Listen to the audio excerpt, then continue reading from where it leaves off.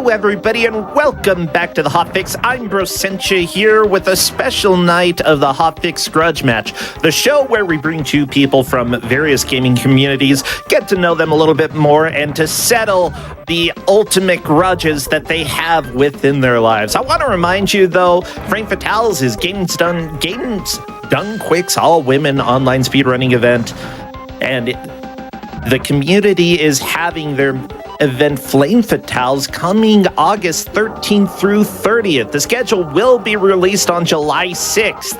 It's coming up really soon, so go to gamesdonequick.com/Frame Fatales for more information.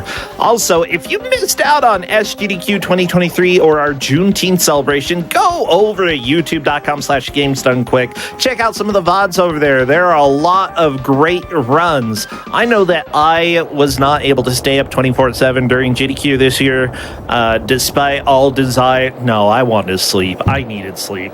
So I have a few VODs that I need to go and catch, and I'm going to go and enjoy those probably later on next week.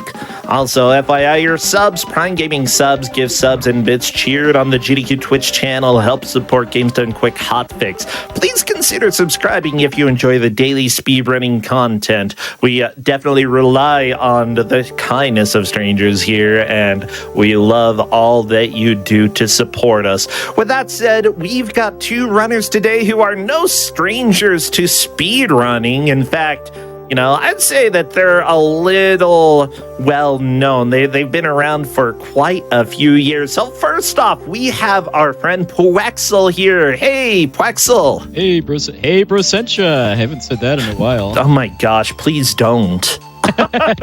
You can go ahead and leave those words out of your mouth, okay? Just drop them on the ground.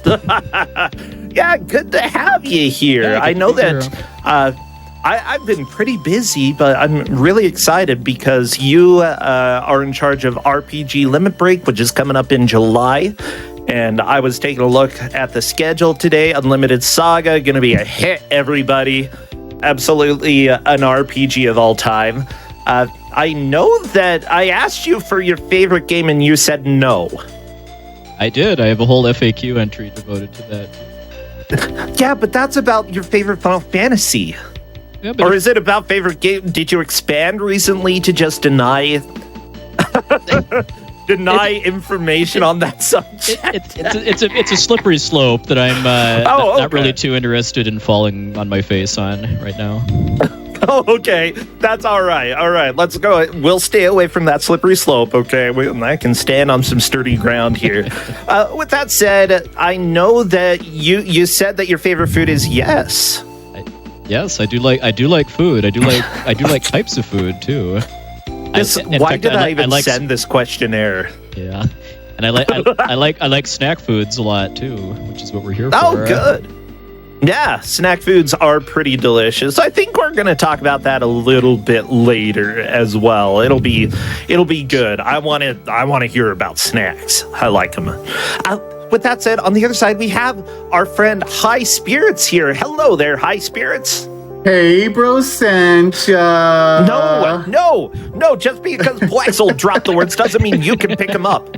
Yeah, but how long has it been since I've had a chance to say it too? You know, it's been a long time since we've seen each other.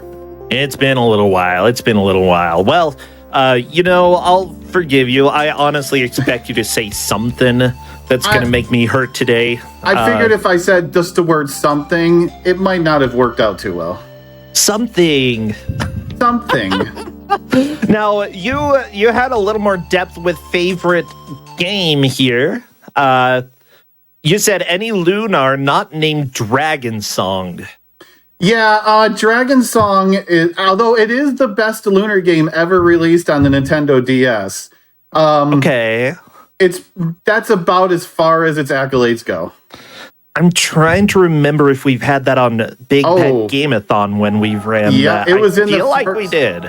Yep, it was the first Big Bad Game-a-thon. It's the game where you got to blow into the microphone and you lose health when you run and all that goofy stuff.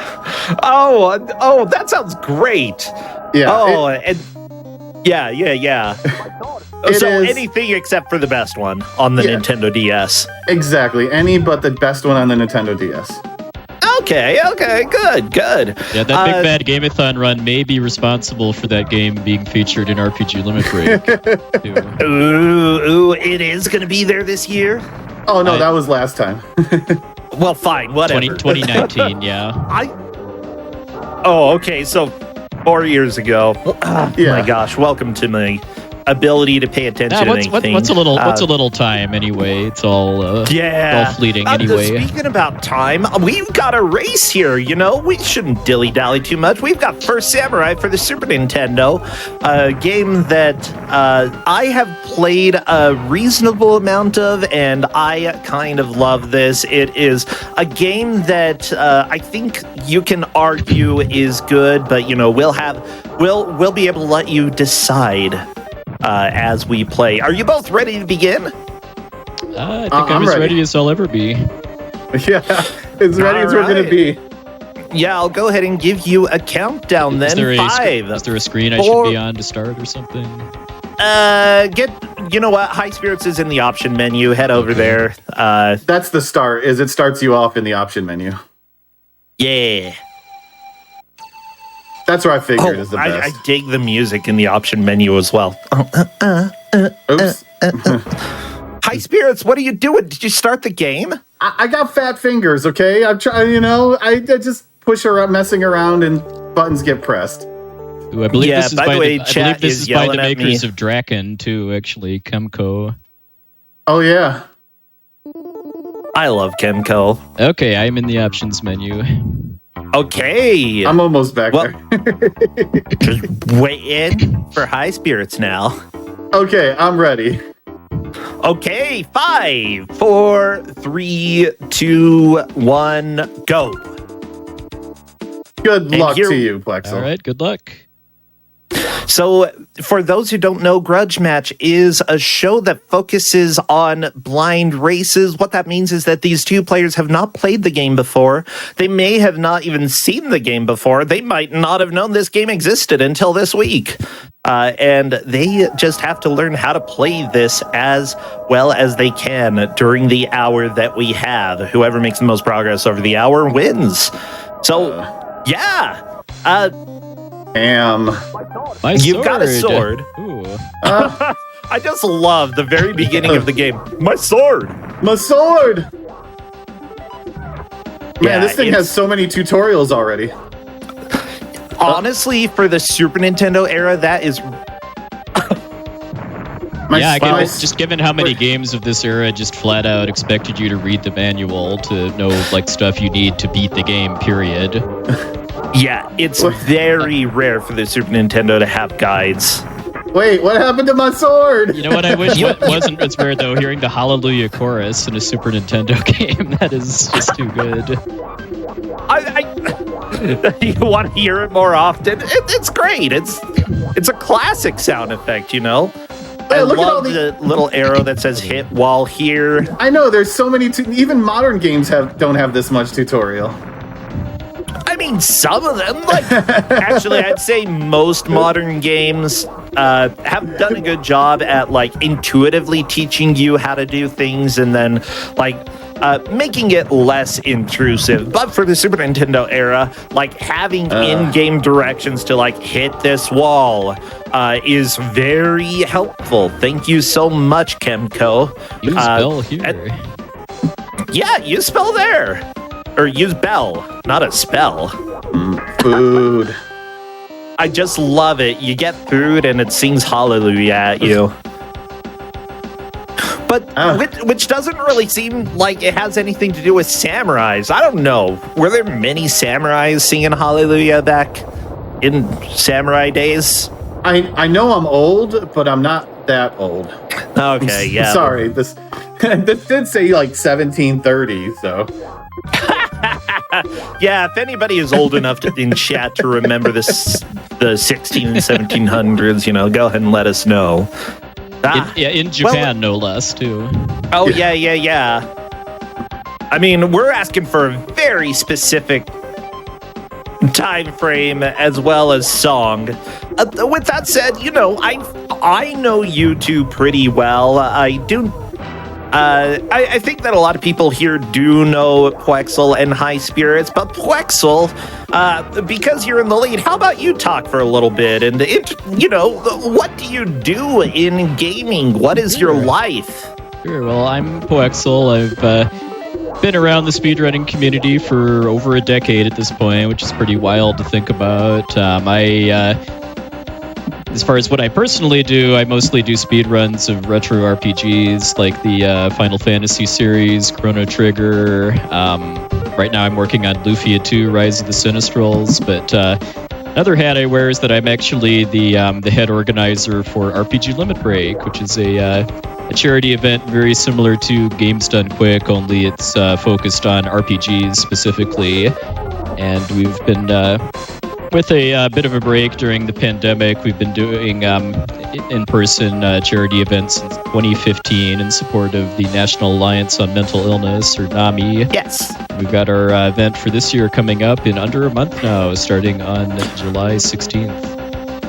Yes, and I used to be staff for that. I kind of went AWOL, and I'm glad that everybody else has managed to pick up the slack there. Seriously, there are a lot of good people behind RPG Limit Break, and it's always neat to see what comes out of it. It's great that it was back in person last year. It's good that it's happening right this year. I'm excited to see how the runs go and how the overall event goes as well. With that said, yeah, you are known for doing RPGs, but honestly, I think that you've played a wide variety of games in speedrunning, Plexel. Yeah, it may surprise people to know that, I do play a lot of games that aren't RPGs. I'm a huge fan of the Castlevania series, Mega Man, even Mario and Zelda and stuff like that. And in fact, I've done some speedruns of Donkey Kong Country 2 in the past too, which always throws people for a loop. A little bit of a loop, but I think that a lot of people in the RPG speedrunning community try a variety of games, and there are some who definitely stick a lot more to RPGs, probably because they're more patient than I am. Like me. yeah, High Spirits. Actually, now that you're dead to the boss, how about you tell us a little bit about you, High Spirits? It warped me all the way back here. What the? Well, it's a save pot. I know. I should have activated the other one. Yeah. So, High Spirits, who are you? I'm High Spirits.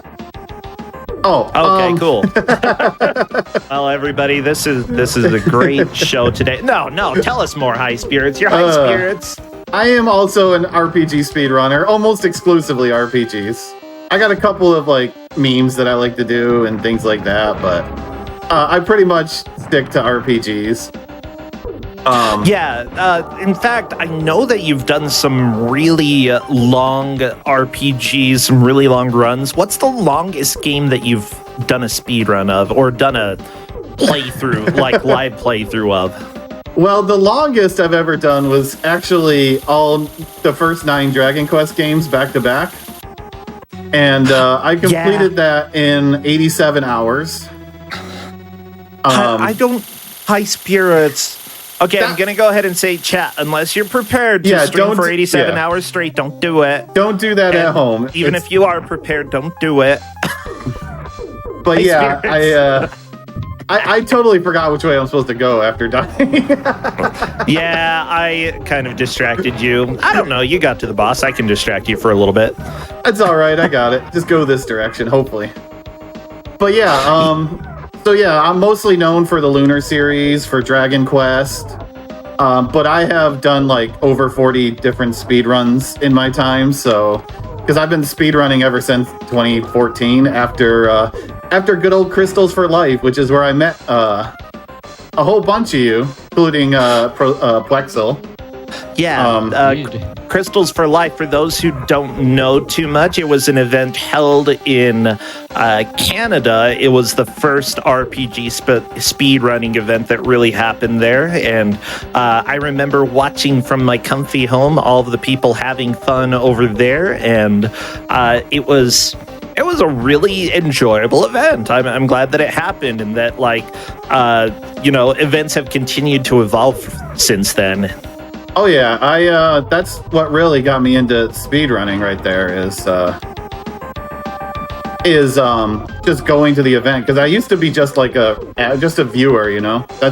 Oh yeah. I was just in a bunch of people's chat. I was in your chat. I was in Plexel's, Essentia, like yeah, dating myself a little bit here, but yeah. So I just kind of went, and it lit my fire to become a speedrunner, and I just picked up the Lunar series and went from there. And I've done several runs in RPG Limit Break, and I actually have my own marathon, RPG centric marathon, that we put on the RPG Limit Break channel every year, called Questing for Glory. Yeah. And outside of a couple of years during the pandemic, it's pretty much a free-for-all event, but it's just another event for RPGs to showcase them. Also, these snakes are kicking my butt. And that's something that, like, I eventually... Here's the deal. Whenever it comes to a marathon showing up, I always forget to submit. I need people to, like, yell at me. Be like, hey, Placentia, you know what's coming up. You know what you should do? You should probably submit to this, and then I'll remember, okay? I need someone to yell at me. You know what? Both of you have made it to the boss. Whoever beats the boss first, I'll go ahead and give you 10 points, since we have a very important point system here. Yeah, they're good points. I'm not too wild about this lack of checkpoint before the boss, though, unless I just missed it. Yeah, you just missed it, because I missed it the first time. Yeah, the checkpoints are the little pots on the ground. I think you have to crouch by them for a while in order for them to actually activate.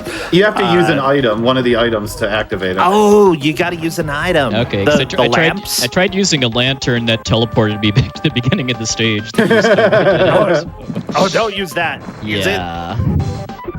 Oh, yeah. Oh, okay. It looks like it's crouching. Okay. Oh, it consumes a little bit of your sword, actually, when you do that. Oh, that's what it looks like.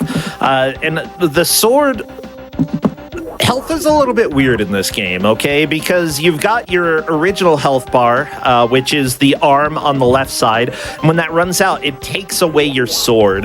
And then you essentially have another life. Hey, high spirits, 10 points. You got it. I have one sliver of health. I was waiting for one of those last fireballs to kill me. Well, you got magically transported onto a train traveling to the future. Good job. Hey, that's what we do as a samurai, I heard. So, yeah, I didn't talk too much about the lore here. Let me go ahead and read a little bit of the story for you. In ancient times, before the rise of the mighty warlords, the wicked Demon King ruled the Mountain Kingdom. For eons unknown, the strength of the Master Sensei and the sorcery of the Wizard Mage, thwarted the Demon King's efforts to enslave mankind. But while the Demon King lives eternal, the Master Sensei was but a mortal, and only through the magic of the Wizard Mage had he survived so long. This is actually a really boring story with very, very long sentences here. Alas, even the arcane power of the Wizard Mage could not keep the Master alive forever. So, as his power began to wane, the Master sought a prodigy. A man of courage and honor to maintain the responsibility of protecting mankind from the evil Demon King. After exhausting search, the Master Sensei found the Destined One, and his rigorous training began. So, I don't get it. This is called First Samurai, but it kind of feels like there were samurais before you. I mean, if I'm the first samurai, then who made my sword? This is a samurai sword. Oh no! Maybe you're just the first samurai to, like, ride a train and go to the future. I don't know. Maybe it just wasn't being specific about which first samurai you are. Yeah, it's a little... the first few time-traveling samurai, I don't know. Yeah. My sword! Oh, that was only, oh my gosh, how many pages is this story? Like 3 or 4 pages? Okay, I'm not reading the rest of it. That's too much. Hey, Too much lore. We are RPG speedrunners, so having a story counts. This makes this an RPG, right? Yeah, okay, so basically the Demon King deciphers the strands of power, and then his master's power fading and the student's power grows, and then essentially what he's trying to do is see when the master and the student are at their weakest points collectively so that he can bam break out. So he was plotting. This is big plot, okay? Story. Yeah, the young student quickly falls victim to the demon's magic and can only watch in horror as his courageous master engages in ferocious battle with the hideous creature. Do a little more showing and a little less telling, please. Okay. I do love how the magic just does random effects depending on when you need it to do effects. Like, one time it waters, one time it reveals, one time it just shoots a giant laser beam, you know? Bells are really good.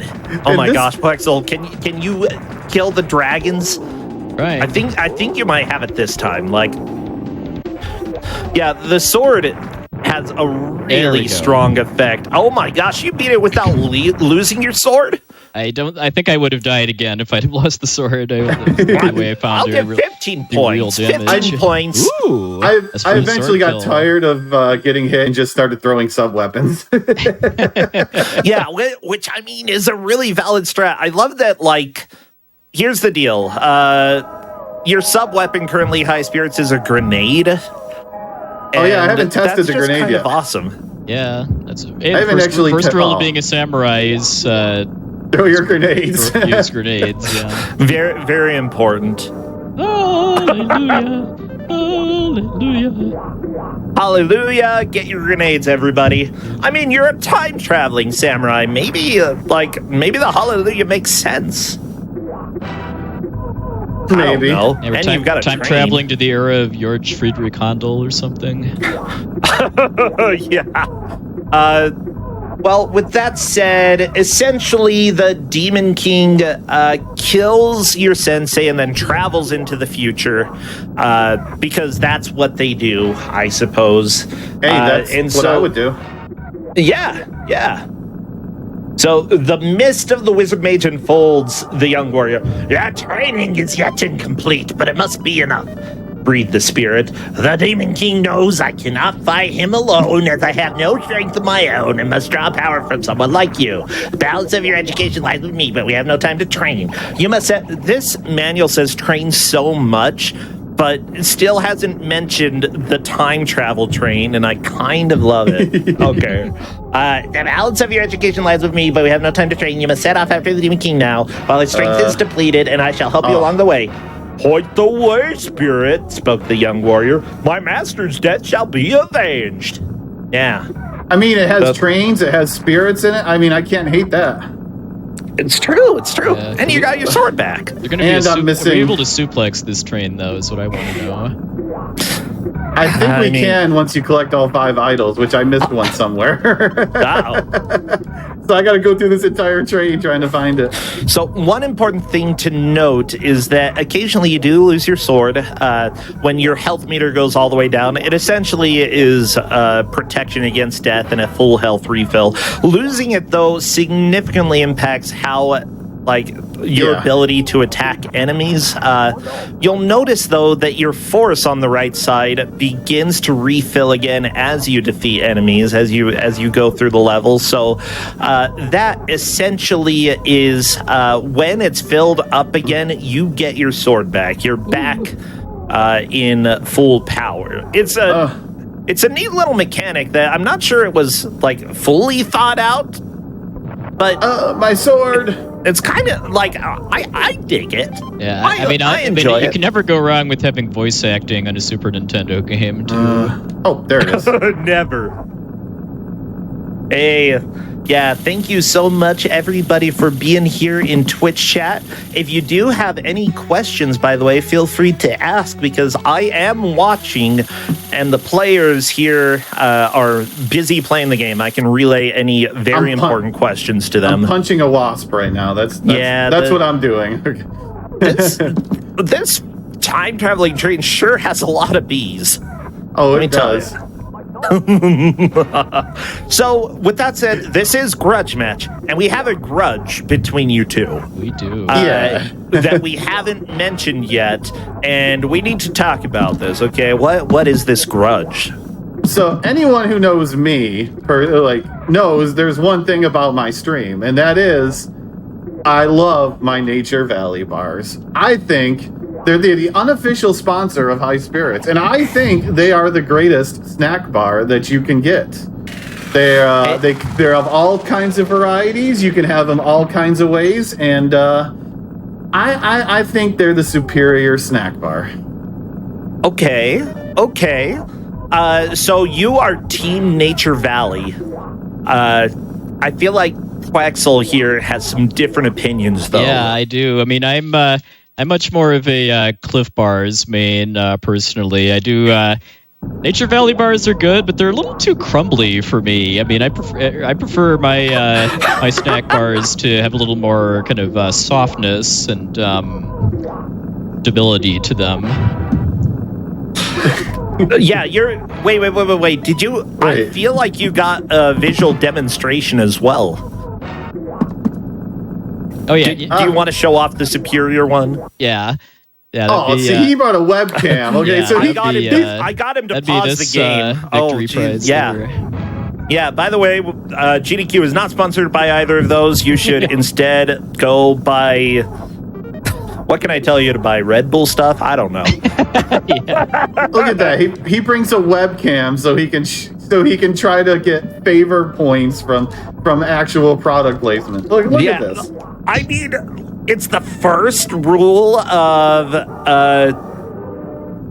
show don't tell. Show don't tell. It's a writing rule. 10 points to Quexel, showing not telling. All right. So, have you found the boss of this stage yet? I have not. I'm still looking for like upside down space invaders. That's kind of the first thing I'm thinking of with what these items I need to collect are. They look like stickmen if I had done something, you know? Maybe this is how you get Kind of. Ooh, does this work? I'm trying. Okay. What the heck is this a top power? Like, yeah. High Spirits has managed to figure out how to get to the boss. I think that's 10 points. That's worthy of 10 points. That's really important. Yeah, but I'm about to, die and game over Oh, here. you are so gonna die. What the heck? He's blocking all my attacks! Everybody, welcome to Why I Love Video Games. So right now we're facing, the T-1000 with a sword. And you can't even get near him. Yeah, Terminator with a sword is especially when you don't have a sword, that's terrifying. Yeah, I mean, Robert Patrick is scary enough as is. I would not want to see him with a sword. Now, Robert Patrick, he played the T-1000. Yeah, I believe that he was in an episode of, oh my gosh, what is that? What is that show? Because he was in the X-Files. Justin was showing me he was in X-Files? Yeah. Who did he play in X-Files? Agent Doggett. Oh my gosh, yeah, that's right. He took over after Mulder left. After Mulder was abducted by contract disputes. It's how he would have wanted to go. Yeah, and honestly, I didn't love him as much, but now that I know that was the T-1000, that's kind of better. I didn't even realize that while I was watching X-Files. As soon as Scully left, though, I was pretty much done. Hey, High Spirits is through the boss. Add another 10 points to the very important point tracker here. I have I have one life now. They gave me a life. That's okay. You traveled to 1999. Hey, it's Good job. it's the end of the world. Cool. That's the future. Ooh, the day of Lavos. The day of Lavos. Let's go. It's the end of the world. Well, I'm still struggling to find the boss. I don't know if I have enough Space Invaders to unlock it. It looks like you need 5 for each stage. Okay, well, I do have 5. Yeah, then you're going to do the same thing I did, try to figure out the boss. Yeah, I believe that you have everything needed to actually get to the boss room. It's just figuring out where's the boss room and how do I get in there. Okay, I just got my sword and then immediately lost it. My sword. Oh no, my sword. My sword. I love it. It's so good. Yeah, I love how useless most of these sub-weapons are. The Outer Limits, that's right. That was. I remember watching that too back in the 90s. Yeah, Robert Patrick was in 2 episodes of The Outer Limits, and one of them, he was actually part machine or maybe full machine. I'm not completely sure. Hey, look, there's good food. It's not really like good food. Oh my gosh, that's what this stream is all about. Good food, good Nature Valley bars. Yeah, granola bars. Are they granola? Right? Is that what do you call these types of bars? Because I'm not sure granola's right. I mean, they are kind of granolas. Okay. I really love that the future in 1999 had these little helicopters. They're so cute. Yeah, they're drones. That's all. Yeah, they're essentially drones. Well, Plexel, I would be willing to give you a little information about where the boss is, but I would have to take all your points.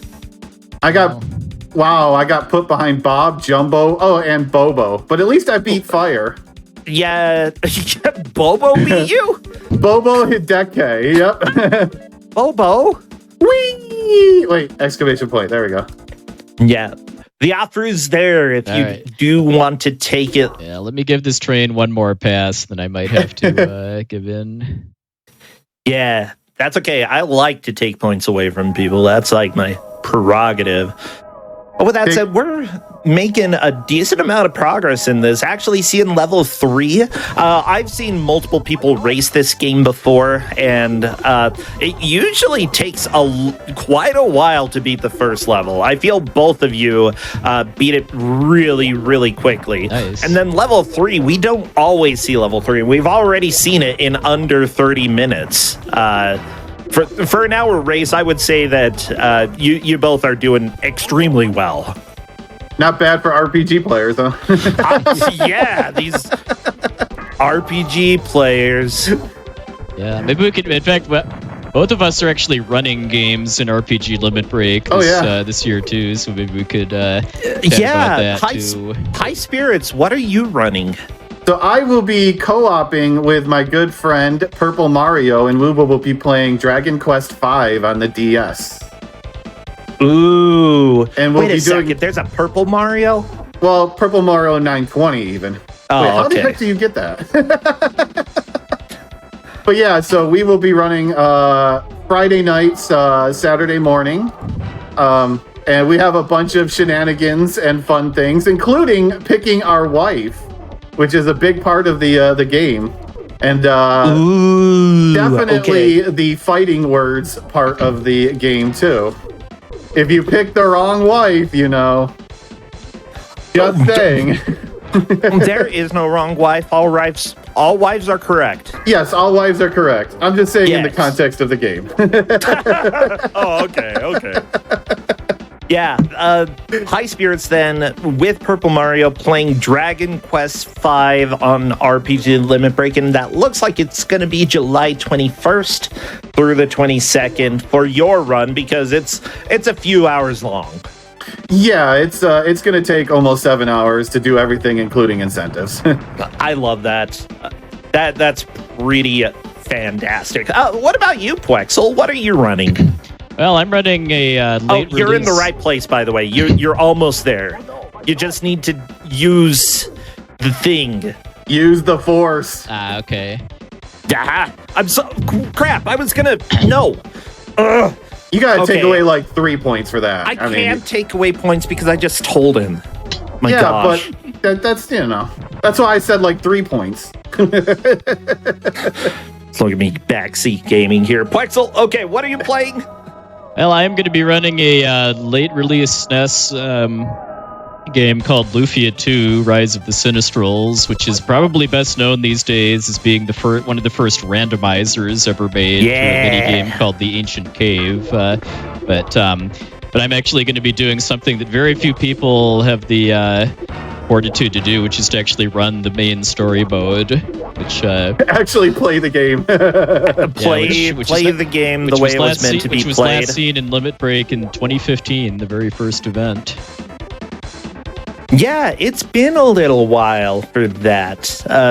So Lufia 2, Rise of the Sinistrals, again, Ancient Cave, for those who don't know, is very similar to Pokemon Mystery Dungeon, or roguelikes, where essentially each floor is randomly generated. There are enemies walking around, and if you run into them, a battle starts. As opposed to traditional roguelikes, where you just sort of do contact combat, in this one, you actually enter an RPG battle and duke it out. In the actual story game, though, is it similar combat-wise when you're going around the world? Like, I actually haven't seen the game.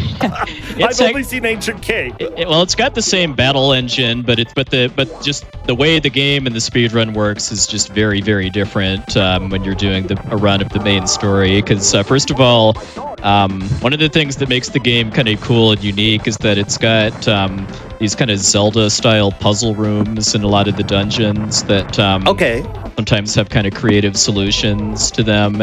And there's also actual boss fights, too. Like in the Ancient Cave, you just have the jelly at the bottom floor, which is kind of a damage race. But when you're running the main story, there are actual bosses that are evil people trying to destroy the world, and the combat strats used for them are pretty cool and change up a lot throughout the course of the game. That's really cool. I'm not too surprised that an RPG has RPG mechanics, you know. Yeah. But you know, I just really, I'm personally a big fan of roguelikes, and that's really what I know Lufia 2 for. Yeah, and, like I said, it's nice. kind of what the game is best known for in at least in the speedrun community these days. But yeah, does the main game do anything innovative? Well, it's a lot like time. It's a lot like Chrono Trigger too, in that you can avoid pretty much all regular encounters if you know what you're doing too. Because there's both tricks and various types of AI manipulations you can do to just avoid encounters that you don't want, and doing that fast is very, very challenging. Good. Now, it does say that it's a no major glitches, no manipulation run. I assume that manipulating the enemies to not run into you is fine, as long as you're not manipulating attacks the battle RNG things. seed is what that means as far as the category rules. Okay, AI cool. manipulations are legit. Yeah. Good. Well, I just want to talk a little bit about the game right now. Both of you are currently on the third stage here. Modern Tokyo. This is exactly what it looked like in 1999. A lot of glowing buildings, a lot of fires and barrels, a lot of swords flying away. Dramatic little toy helicopters that make dramatic musical stingers when I punch them. I love it. It's so good. Some good sound effects, yeah. Plus, I'm trying to figure out how the heck to get that item. Yeah, how do you get that? Well, that's one thing that I kind of like about this game, because even though it is a sort of more traditional platformer, there are still some little puzzle elements figuring out where to go. It did teach you about using the bells. It taught you about attacking certain walls, and putting all of these puzzle elements together is really what's going to help you make progress and get these items that you can't get otherwise. So there we go. High Spirits figured out that element of the puzzle. I guess not really a huge puzzle per se, but still. These grenades are very underwhelming, by the way. I mean, yeah. Oh, we're in the sewers now too, which reminds me of Last Ninja. The other oh my ultimate, gosh. Ninja, well, I guess ninja/samurai themed games. Yeah. Speaking of that, you raced that back in Cuso Grande, if I'm not mistaken. Wait, are these jellyfish? You are fighting the sewer jellyfish, yes. I mean, what sewer doesn't have jellyfish? Am I right? But yeah, I remember that race, Plexel, because if I'm not mistaken, you had like a last-minute victory in that one. And it was kind of exciting because if you either found a really fast and cheap way to kill a boss, or you just skip the boss altogether, and I'm not sure which one it was. Yeah. Well, it's escaping my memory, but I'll choose to believe it was a glorious. I didn't get that. No, you almost got the checkpoint. I was like, that stupid jellyfish wouldn't leave me alone. Well, everybody, F for High Spirits. It's all right. Well, it'll be fine. But yeah, in fact, the thing is, when it comes to blind racing games, I usually like to talk about various strategies that people have. I've got my own theory about what you need to do in a blind race here. And both of you have done some of these, both RPGs and platformers alike. Do you have any strategies when you go into a game playing it for the first time? What do you generally try to do in a race setting like this? Well, considering how a lot of the races I do involve you giving games, I just remove all convention and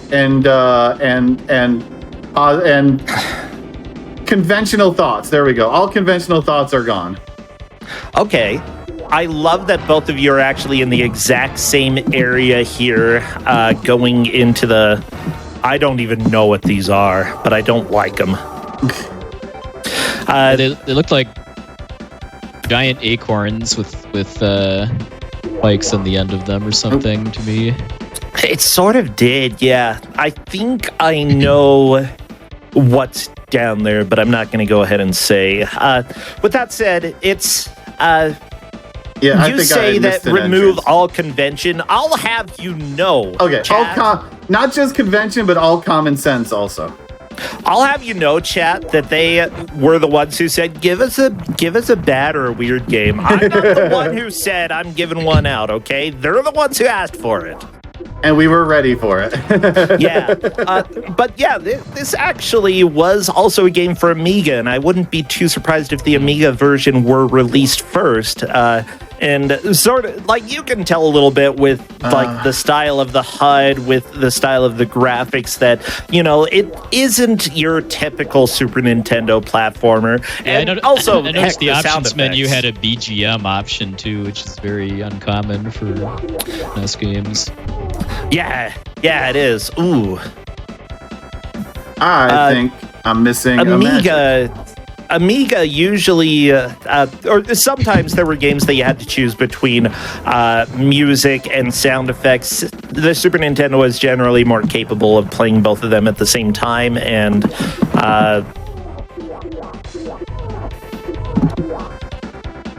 ooh. Yeah, every time I've used one of these items, I keep thinking it's the bell, so... Nah, it's a teleport. You keep teleporting yourself back to the start. Yep. Not to the start, just a little bit. Just backwards. Yeah. I am definitely missing an item, and I got to figure out where it is. So I have to ask, how does the game control overall? Is there anything weird about it, or is it a fairly well put together platformer? I think it's good. Yeah. Okay. The jump is very, very floaty, but Yes. yeah, I mean, I don't have any real complaints about the controls or anything. I mean, especially on the dragon in the first stage, I thought the hit detection was a little questionable too, but I think it's just because the hit detection was only on when its mouth was open. okay. Oh, yeah, you might be right about that. That essentially there's a period of invulnerability and then a period where you are able to attack. That first boss is actually a big wall for a lot of new players. Like, it only took you 2 or 3 attempts, each of you, to get through there. And that was pretty impressive, I gotta say. There we go. This should be, hopefully, it. I just love these dramatic musical stingers too. When you the orchestral hits. Bum, bum. It's good. It's good. I'm trying to figure out how to get over there. Yeah, both of you have sort of had the same question. You know, there's this area in the sewers that you weren't able to get into. The question is, how do I actually get over there? And, you're asking the right questions here. Is what I would say. I mean, I can see it. It's like, it's the item I need. I just can't get to it. Let's see if this works. Nope. I think the game is pretty easy to figure out. It's when you can't figure anything out, get a bell and ring it and hope it works. Yeah, that's pretty. And Poexel actually taking that advice right now and collecting an item. I love it. But you two are tied when it comes to this level. You both have collected 4. We found the good building. I like this. It's good. Yeah. It's I good. mean, there was the good food building. There's the good building. I wonder if there's just a food building. I wouldn't shop there, but, you know, it'd be good to know. Maybe I gotta stand on this. I mean, what would you go to? The good food building or the food building? The good food building. Yeah. Why settle for less? Yeah, exactly. That's a big bell. Yeah. Like, when it comes to, like, snack bars that you're eating, you know, why settle for less than good? Exactly. You know, that's why you should eat Nature Valley. Because then you're settling not only for good, but for the best. For the best. Well, you know, it remains to be seen. We still have a little time left. I mean, we've got 20 minutes left. I guess. What was I going to say? A lot of the times, like, when it comes to a game that I'm enjoying, time just seems to fly, and it feels like that's happening with this game. For me, at least. Yeah, there is a little bit of frustration trying to figure out where to go, and it looks like High Spirits has managed to find the boss. I'm willing to give.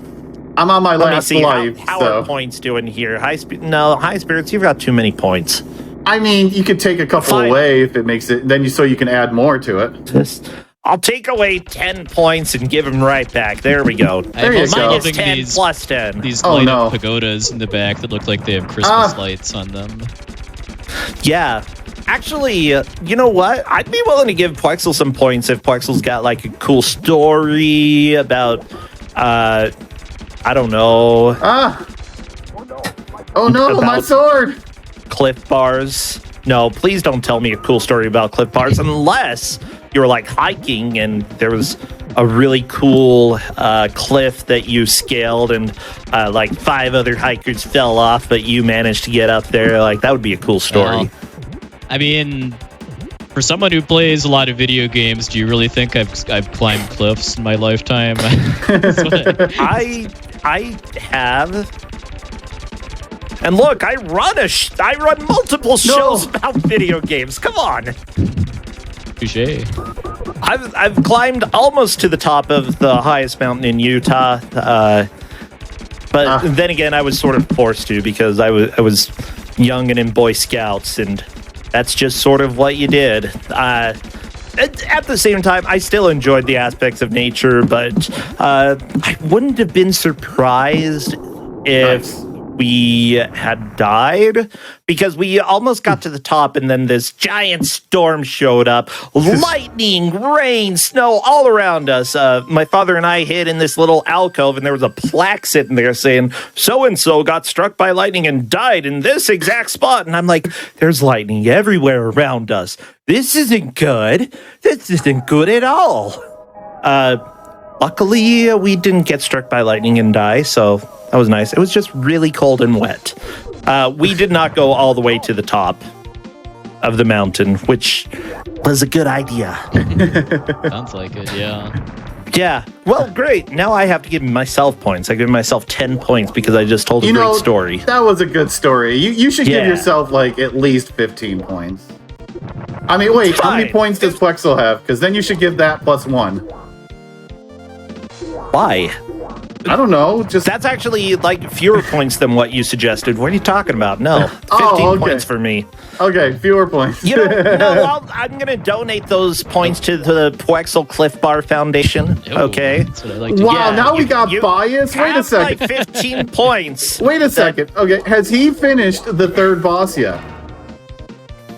No. Then I don't think you should be, you should be doing that because that's not a loan. It's a point loan. Okay, I have a high interest rate on these points. Okay, so you're getting interest back. I see. Well, yeah, but I'll forgive the loan, like, if you can beat the boss before time. Well, look, the points are very important, Chad, okay? And they totally matter, but what really matters is how far the players are. High Spirits has actually made it to stage 4. Which is the elevator and, The elevator slinky stage? There's slinkies and flying Roombas. Flying Roombas, yeah. I was going to call them hamburgers because they make me think of the Mega Man hamburgers. But no, we're definitely closer to flying Roombas. Yeah, they look like flying Roombas. They told the future. They knew the future. I don't know what year this is. You really did go into the future. I don't know what year this is. They never told me what year it was. They just said I'm in his elevator now. Oh, no. My sword. My sword. Well, everybody, while we have this match going on, we do have one more match coming on after this. In fact, I will be racing JSR, who is in chat, and we all know how that goes. I always win, except that chat always denies me the victory. Thank you, chat. I always vote for the other player. Well, the good news is you have 15 points to get started with for the next race already. Yeah, that's right, everybody. No, I gave those to Plexel. Oh, well, see, you shouldn't have given them to Plexel then. You could have had a head start already. Can I have my points back, Plexel? You can have them back if I can get a hint on how to get this last item, because I feel like I don't know. I don't feel like High Spirits. Is it underground? Is it under the sewer? really high up one? The one with the stupid jump. How did you get that one? I've been trying for several minutes from different angles, and it just does not look like I'm intended to be able to. The one that's way at the top of the screen? Yeah. Magic. Yeah. Use a bell up at the top. Okay. You have to use a bell. Okay. Yeah. I went around looking nearby for a bell and couldn't find one either. You have to find a bell to pull that off. Yeah. I am about to game over there. At least you know which weird thingy you're trying to look for. Okay, that's a game over for High Spirits. I don't know how continues work exactly, but I've used one already. So see, I'm on the leaderboard. I've already used one continue. I hope I get another. No, that's the only continue. No more continues. Only one continue is all you get. Well, that's a little rough. I'm sure you'll be able to get back into this, though. Maybe I can get back to the Day of Lavos at least. I'm not having an easy time finding this last bell. Yeah, it took me a few minutes to find all the bells too. It's like I went around the entire stage. No, there's tutorials the stage again. Is big. They're not very lengthy tutorials. But they're tutorials! Who wants to see tutorials when you're trying to go fast?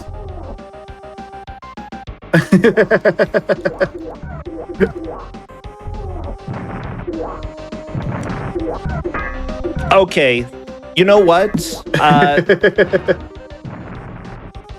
Hit the wall. Okay, I can do this. I'm following orders. I'm not used to everything dying to one hit. There are some passwords on the title screen or some secret codes. If I would personally be more interested in seeing an attempt to continue progress, and I would also offer the same to Poexel if he got game over. Would you be interested in having the level select code for the level for you to go to? How many points is it going to cost me?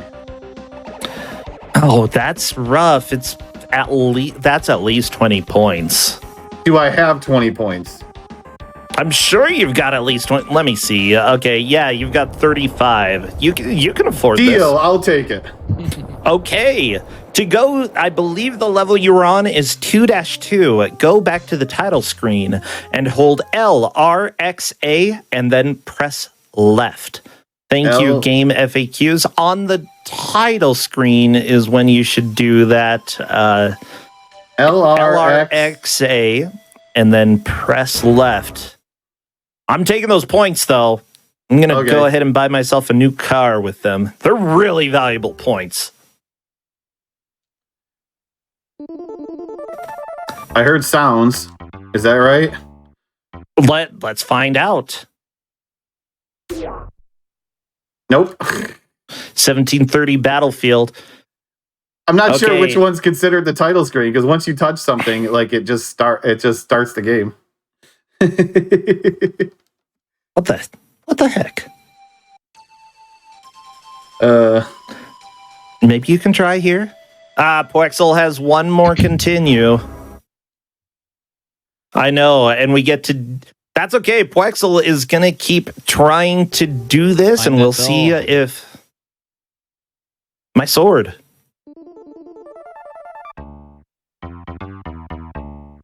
But it looks like I got robbed of all of my Space Invaders. Yeah, I don't think that code is... I don't know. Then maybe I lied. Aha, I guess I'll give you your 20 points back. Well... In that case, this opens up the opportunity for Poexel to possibly move into the lead. Depending if Poexel can manage to find all 5 or collect all 5 of the sigils and get through the boss and make progress through the next level. With that said, my sword. I'm going to go ahead and pull this up and see if I can get that to work. Meanwhile, yeah, go ahead and tell me a little bit about, like, Poexel, you do obviously a lot with charity. You help out with GDQs as well, right? Yes, sir. Yeah. Do you do much outside of the speedrunning community when it comes to anything, really? Or, like, I know that you are pretty busy with work a lot of the times, and you do, like, you show up quite a bit when it comes to doing the charity events. Do you have much else going on in life these days? Yeah, well, I mean, I work full time in business IT, which is pretty challenging. And then my other main hobby besides video games and speedrunning is music. I play the piano and play percussion. And my summer community band started up a few weeks ago, actually, and we have concerts every other week. Okay. Oh, that's really cool.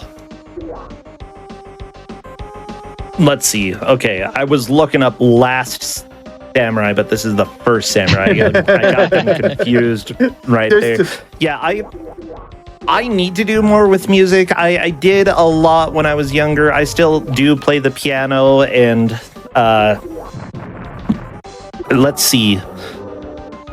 I am terrible when it comes to music. Like, I think I'm just like, I don't know, like I'm just like tone deaf or just not very good at like music in general, you know? Yeah, that's fine. Not I love everybody music. has to be great. I love listening to like video game music and stuff. That's my jam. But I don't know. I like to joke that I am not very artistic when it. That's fine. Everybody has their own skills. I don't know. I think I'm just like, for me personally, I just think I'm more of like a jack of all trades. Ooh, okay. Like, I'm not great at anything, but I can do a lot of things really well. Gotcha. Which makes it really hard to try to do some other stuff. Yeah, that's sort of understandable. I am personally. I mean, it's good. We have our strengths, so. Yeah. Which is fine. It's it's all good. One of my things, even if I don't know how to do something, I really, really like learning. That's one of my favorite things to do, is just to learn a new skill. And yeah, it can take a lot of work to do that. And so, yeah, I think that there is more value than people place a lot of the times on just learning new skills. Yeah, but I'm also a big nerd, and yeah, I'm right there with you. I like playing video games. That's what I like to do. I try to like stream full time as my job, so yeah. Back to the snakes. I couldn't save before this because I didn't have any sword. Oh no, my sword? Yeah. Oh no, my sword. Okay, I think I actually managed to get the code to work, but you're already getting really fast or really far into this, or at least fighting the dragons, and I think that you still have the solid lead. It's going to be Puexel's opportunity to possibly move into the lead. But yeah, it was a little bit weird actually trying to get anything to work here. So I am not concerned that it didn't work for you. That's all good. I think I am happy and content in the amount of the game that I have seen so far. It's a fun game. I mean, it is fun. Yeah, the thing is, even though it's sort of, I'm going to go ahead and say it's sort of a collectathon, and if anybody knows me, I hate collectathons. They're one of my least favorite genres. But at the same time, it's just a small number of things that you have to collect. It's 5 of them. And each area of the level is very visually distinct from the others, which is not very common in older games. They put a lot of work into making these, like making various enemies, making various sprites here. I'm personally pretty impressed by how Kenko did here. Oh yeah, proud makers of Draken again. Proud makers of Did they at least make Dragon View to make up for it? Yeah, well, given the Dragon View is called Super Draken in other countries. See, I thought it was Infogrames that did Draken. Kemco's logo, I know, is on the title screens. They were involved somewhere. Maybe they Kemco or something. I love it. I also have the PC version of Draken because I had to. Saw it for sale there. Yeah, Infogrames was the developer. Perhaps Kemco was the publisher of the game. That's what I'm seeing right now anyway.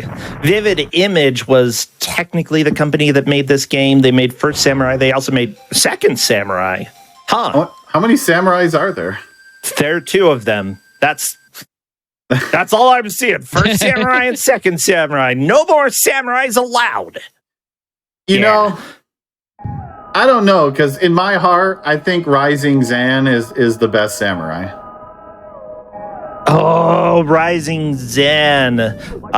For people who don't know, GDQ sort of had a bonus stream this year that was all online, and I got to play in that. I got to race I believe I raced Corndan, and that was a lot of fun. But GDQ used to have what was called bonus stream, which was basically people on site who were lingering around would just pull up games and play them on stream. And Mr. Mikeyama played Rising Zan one year, and that was a lot of fun. I remember that was SGDQ back when we were at the first Denver hotel. Yeah, that was like 2015. I remember that long time out. 13. Yeah, oh, okay. 13, yeah.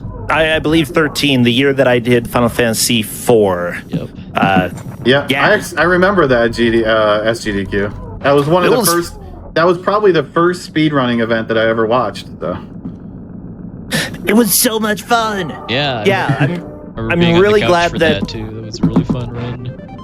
Yeah, seriously, the only reason I got involved in GDQ in the first place was because I was living at my sister's house, and she's like, "Let's have GDQ here." And which at the time was not as crazy of a idea as a thing to say as it is now. Yeah, the house was like, everybody was sleeping on floors. The house was rather full, but at the same time, it was kind of a charming little just get together that we had there. I know that the second year it was a little bit too cramped, but heck, we even had somebody go sleep in the crawl space. What? You got a pie in the face, Plexel. I may have lost a bid war and gotten pie in the face for it. Oh, yeah. It was a very important bid war. The bid war in question was who gets a pie in their face. Yep. It's very straightforward, okay? It was not complicated at all. It was between you and Darkwing Duck, and you got the pie. That tends to be the case, though. Who do we love? Let's put a pie in their face. Exactly. Yeah, nobody wants to see boring people with pies in their face. I mean, I'll be fair. Anyone getting a pie is pretty good. Yeah, pies are great. Well, we're almost to the last minute of the match here. Quaxel has been pretty diligent in trying to find the remaining sigils here, trying to get the bells in order to open the pathways. It's just a little, because of the non-linear nature of these levels, it takes a while to get through them because you have to go and find the bell and then do some backtracking. It almost feels like I wasted a bell at one point to go to the part of the far lower left of the stage. You eventually have to use a bell there, I wouldn't say it was wasted per se. It was just premature. You can't actually waste the bells in this because they only work if you're in the spot that they work. Yeah, I learned that through trial and error. I don't believe. Oh, there's a bell up above you. Oh, okay. Aha! Found another bell. I think that will work to get the last sigil. Well, how far? No! No! Well, not. These dirtbags, I was going to call them enemy samurais, but no, they're not samurais. You're a Well, no, you were the first samurai. These could potentially also be samurais. Well, they don't have swords, though. If I'm the first samurai, they're the worst samurai. I mean, to be fair, you were the first samurai in 1730, and now it's, 1999, so... Well, I have to say, that is the hour. I accidentally talked too long. I got distracted. No! Oh, well, with that said, I feel like the grudge match between Nature Valley Bars and Cliff Bars have been settled. High Spirits, the representative of Nature Valley Quexel. Do you have anything to say about Nature Valley Bars now? They're all right. A little crumbly, but I do like how sweet they are too. They're pretty sweet, yeah. Yeah, good. Well, shout out. What is the best flavor? High Spirits. Obviously, for me, the best flavor is dark chocolate, peanut, and almond. Ooh. That is the High Spirits approved. In fact, I will have plenty of Nature Valley bars at RPG Limit Break. I have to represent, there's Swedish Fish, I'm Nature Valley's, I gotta bring my bars. Well, if you're watching Nature Valley, Mr. Nature Valley. I don't know who's in charge over there. I don't know Go either. hit up High Spirits later. You two can have a nice long conversation. Pitching. Pitching. Yeah, let's go ahead and just give a little bit of an outro so that people know where to find you, what you do. Poexel, you stream over twitch.tv/Poexel, right? Pretty much every Sunday afternoon or evening. Ooh, Most very times, nice. And what are you streaming these days? These days, I'm pretty hard on the grind with Lufia 2. I both want to get a sub 4-hour time and also keep in shape for RPG Limit Break. Yeah, good. It is that time to sort of put in the last practice before you get your solid run in there. And finally, there was a question in chat. What flavor was the pie? Banana cream. Yeah, it's very important, chat. It was specifically banana cream because of Star Tropics. That makes sense. Yeah, for those who know Star Tropics, it makes sense, and for those who don't, you'll just have to play the game. I mean, it has tropics in the name, so bananas, tropics, it works. Yeah, perfect. What about you, High Spirits? When do you stream? What are you streaming? I stream almost every day. This is my job, is to stream, so I try to stream at least 6 days a week, if not more. Right now, working on Dragon Quest V for my RPG Limit Break run. Playing some casual games. I'm a big member of the Dragon Warrior randomizer community and the Dragon Quest speedrun community. So you'll see a lot of Dragon Warrior randomizer, if not other things, and pretty much RPGs, retro. If the new stuff comes out, like Dragon Quest Monsters later this year, woo! I'm excited about that. And maybe even the new SMRPG, Star Ocean 2, RPGs, that's what my channel is. And mostly retro, but if some of the new stuff comes out that's really good, we do that too. Sweet. Great. Yeah, both of you RPGs. Remember, everybody, RPG Limit Break is happening next month. What day does it start? July the 14th. 16th. Oh, 16th. Yeah. I'll shut up. The 14th through the 16th, somewhere between those. No, 14th is when I start driving. Yeah. 14th Okay. is when I start driving. Are we allowed that's to why. drop a link to the schedule in the chat too? I'll allow it.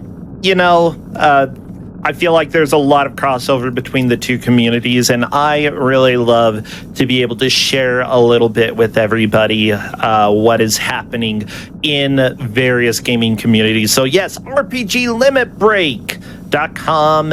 Go and check it out, happening in July. Up next, though, after Poexel and High Spirits, I will be racing JSR in a beautiful game that I don't remember the name. We'll go ahead and figure that out. Jigoku Meguri. I'm sure I said that right. See you all in a few.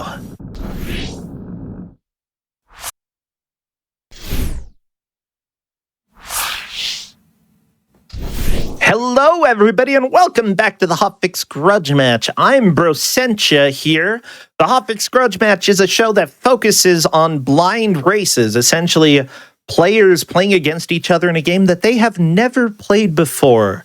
In fact, the game that I have open right here, I have only seen this screen, and I literally have no idea what is after it. I will be going back to the title screen in a little bit. Just so you know, by the way, if you're watching on YouTube, hit that like button on this video. Go ahead and subscribe to the channel. Also, head on over to twitch.tv/GamesDoneQuick if you want to check out some of the live shows. We've got shows every weeknight at 7 p.m. Eastern, and then weekends at 1 p.m. Eastern. In fact, tomorrow at 7 p.m. Eastern, we've got a Doom special. Doom the video game, not just Doom in general. That doesn't even make any sense. Okay, Doom's a fantastic game. And after that, 10 p.m. Eastern is another grudge match with 4 other people who aren't playing today. So come on back. It's going to be a heck of a lot of fun.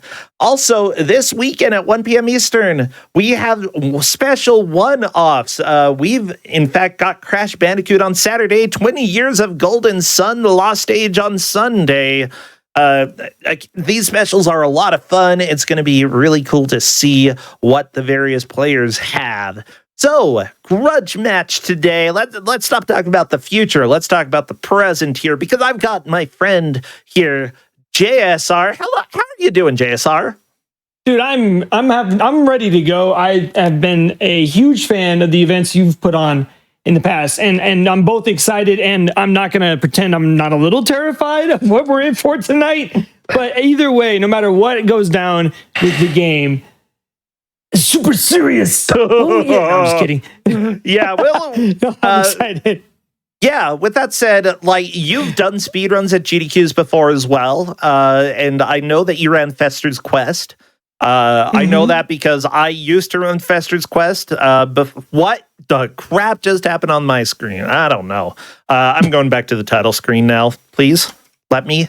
What games do you tend to play? Uh-oh. Well, everybody, I think that my stream decided to stop for a second there, but hopefully we're back. Hello? Yes, I hear you. Perfect. Awesome. Good. So with you being somebody who has played at GDQs before, what do you tend to play on your own outside of that? What are your favorite games? What's your favorite game? Well, my favorite game of all time is probably Earthbound for the SNES, which is a game I have speedrun and done the randomizer for and stuff. But I would say what I'm most known for are retro games, specifically the ones that were inspired by the Angry Video Game Nerd, which was a project that I recently just finished up about a little over a month ago. Took me 5 years, over 2,500 hours. I speedran a game from every episode of the Angry Video Game Nerd, and just finished that project up. It took me. I can't believe a while that I'm not even 40 years old yet, and this project just kind of defined me in some ways. But it's both given me a really unique opportunity to speedrun games that I would have never touched. And has made me a very dynamic speedrunner, but at the same time, has kind of trapped me in that a little bit. But I don't mind it so much. It's a fun place to be. I have fully embraced the world of the jank. Yeah, that makes me really happy. Because like he's still putting out episodes every now and then. So you might have to do a game every now and then. Honestly, like the modern episodes, sure, I tend to be a family-friendly streamer, but at the same time, I really enjoy the videos that he does, and not all of the games are bad. Some of them end up being fantastic. And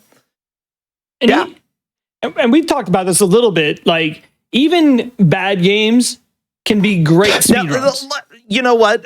We've got a lot to talk about, and we've got an hour of gameplay. Do you want to get started on what even is this game called? How do I say this? Oh goodness. Okay. I am as ready as I will ever be when you are ready. So from what I understand, this is Jigoku Meguri. This is a TurboGrafx game that only came out in Japan, made by Taito. Let's go ahead and start in 5, 4, 3, 2, 1, go. Oh dear. Okay. Right. I'm skipping the story because I can't read it. I don't know. I never learned to read. Well, I mean, I know how to read. I just haven't. I can't read Japanese. My husband might be able to. That's a thing. Yeah, welcome everybody. This is a race, a blind race between us. We have not played or seen this game before. I know nothing about it other than we are apparently some sort of monk in this graveyard and a snake just jumped on me. That's great. Yeah, the one-hit kills. Not sure how. Maybe there's like power-ups. That is creepy. Creepy vibes here. So one thing to note is that because this is the TurboGrafx, we do both have the ability to use Turbo if needed or if helpful. TurboGrafx, one of the few consoles to automatically include Turbo in it. Oh my gosh, I got giant bubbles. I think there was a kitsune of sorts and it just ran away from me. Oh, that kills you. What kills you? Oh, goodness. Well, Everything yeah. does. This game was recommended to me by one of my friends, Flannel Cat. She has run. Wow. Okay. No, I don't need to continue. Let's go ahead and start from the beginning. I think we're gonna die a lot. Exact same thing. I think we're gonna get a lot of game overs here. So you were talking about bad video games and enjoying playing them. I feel like this is probably going to be like more on the good side of things, although maybe like there will be some flawed elements. I'm already seeing that this is brutally difficult in some ways. Yes. It kind of reminds me, the vibe is like Ghosts and Goblins. Oh my gosh, but okay. It feels... I'm trying to think what it feels like. It definitely... Oh, that's a bad guy. Oh my goodness. Oh. Hey. This is like Kaizo Ghosts and Goblins. Oh my gosh. Kaizo Ghosts and Goblins? That's not a good sign. What? What the crap just happened? The tombstone killed me. Yeah, I did the same thing. Okay. My goodness, this is hard. Yeah, so I literally have no idea what's going to happen other than we've got an hour of us trying to play through this game, and we are getting wrecked here. Well, I might as well reset if you game over on the first screen, right? Well, I mean, might as well. it depends. If you get to keep checkpoints when you continue, it could be advantageous to not continue just to see what's coming up. With that said, I haven't been able to like check that out yet personally because I have died. Yeah, I keep dying to this Bullpix and the Gravestones. Bullpix and the Gravestones. I love it. Yeah. It looks like a Bullpix. That sounds like a punk album. Yeah, I was reading reviews. Yeah, I'm going to see this concert. Go ahead. Bullpix and the Gravestones. Bullpix and the Gravestones. I'd go watch it. I would. I would rather album. On vinyl. You got to buy it on vinyl, though. That's the kind you have to get. Oh, dear. Man. Okay, I take it I can't go through there. Well, that... Or can I? Nope. Okay. All right, so what are those? Are those just points? Oh my gosh. Tombstone, go away. Look, boy. I will definitely confirm, and I'm sure you've already figured this out, Turbo is a blessing in this game. In some ways, yes. At least for the throwing. Yeah, Turbo graphics again. Turbo is built into the console. Absolutely allowed. Interesting. Ooh, I believe I got invincibility.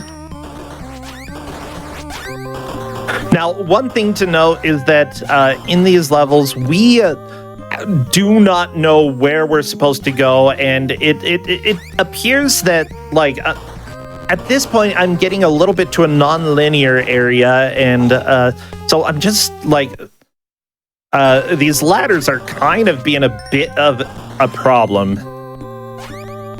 Yeah, I'm really having trouble getting across here.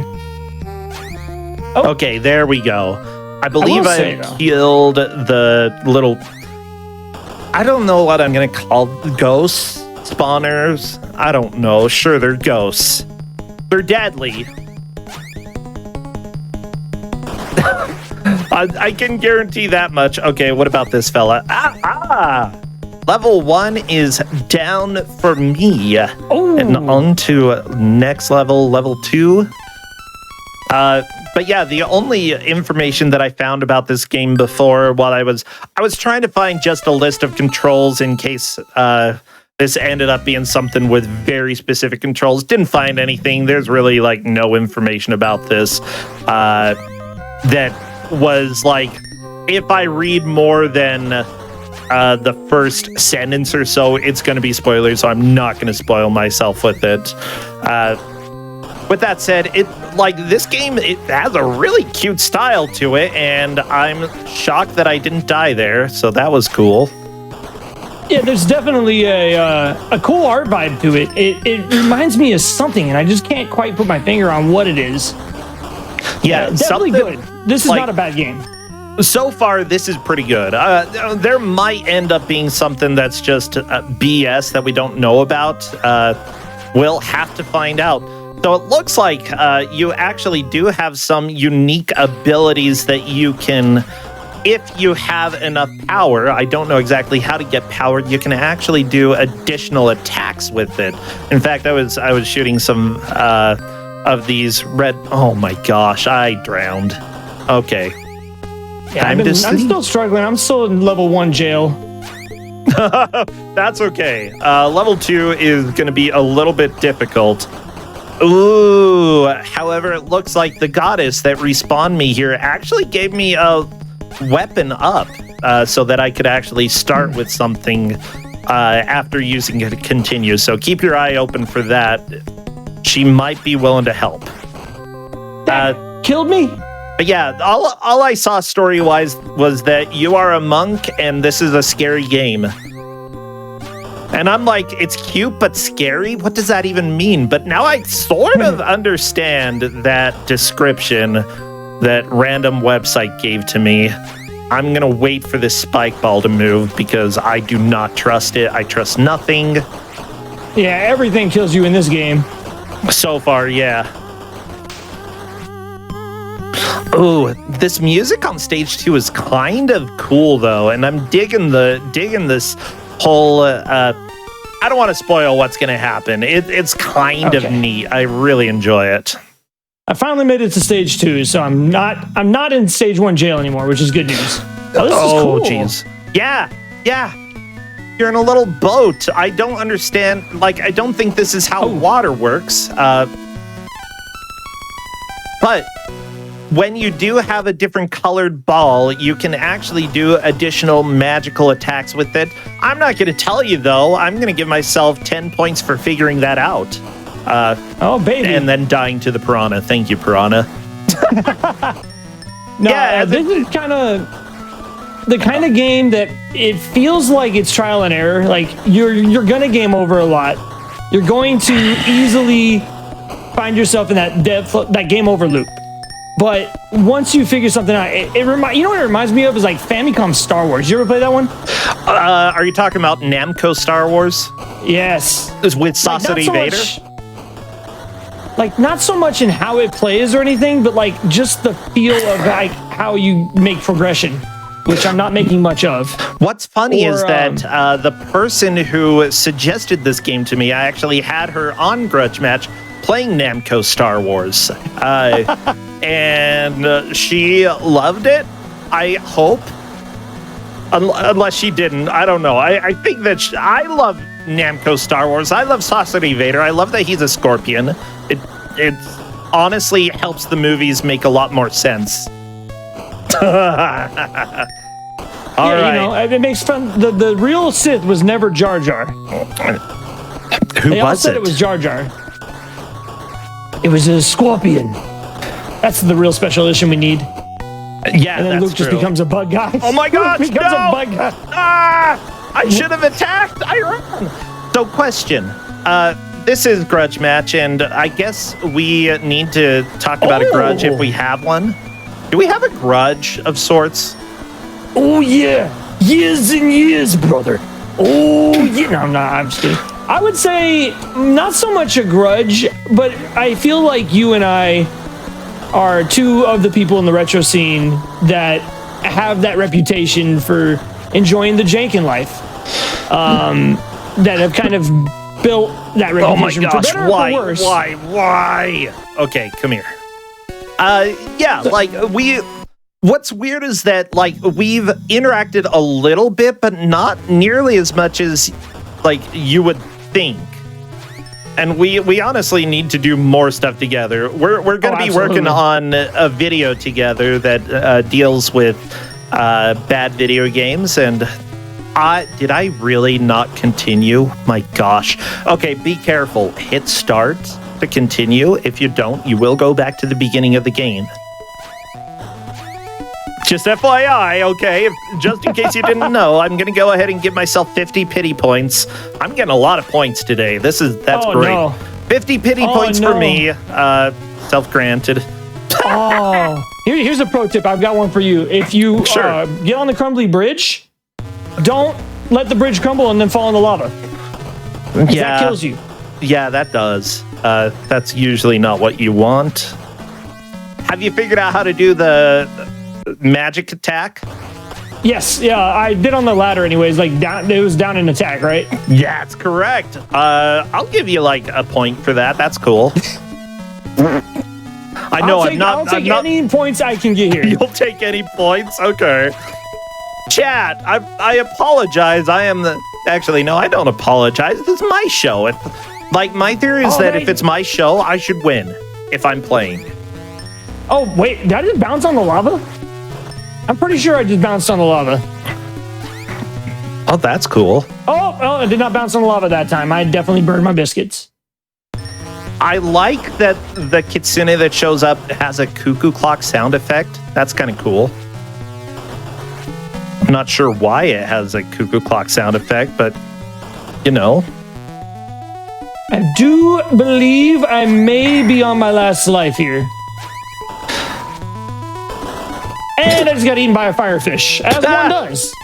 Firefish, they're hungry, you know? And that is a hard game over. No, that's okay. Ooh, I got an extra life. FYI, there are extra lives in this game, so, well, this game's stupid. Okay, fine, whatever. Let's see. So what I'm asking myself now is there a life loop? Am I able to go back and get another life? This is a lot of backtracking, though. Holy crap. This might just not be worth it.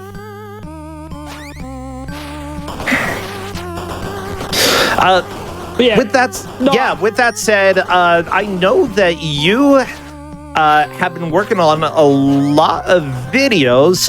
You've got a video that is coming out in the next week or two or three, or depending like how life turns out. Is it no longer? Oh my gosh, it's no longer a one-up, of course. Whoa, that is a cool power. I don't know if you've seen that one. I will call this one the AC/DC power-up for reasons. What color? It made my attack larger. We'll leave it at that. I think I've done that. I want to get through here. Let me in. Fine. Whatever. I don't even care. No, so, yeah, go ahead. So as I was saying earlier, I recently finished up the trials, which are like the big project I've been working on since, it feels like forever. I'm very close to getting my YouTube over that 1,000 subscriber threshold that you need to get monetized and whatnot. But that's not why I've been doing it, though. More than anything, I just really wanted to explore the realm of making video content and creating content.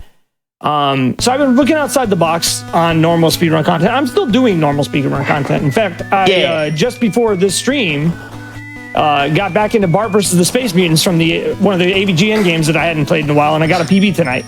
Oh, very nice. Yeah, I saw that you said that you were going to be doing a little speedrunning today, so that's good to hear. But the Space Mutants is really hard.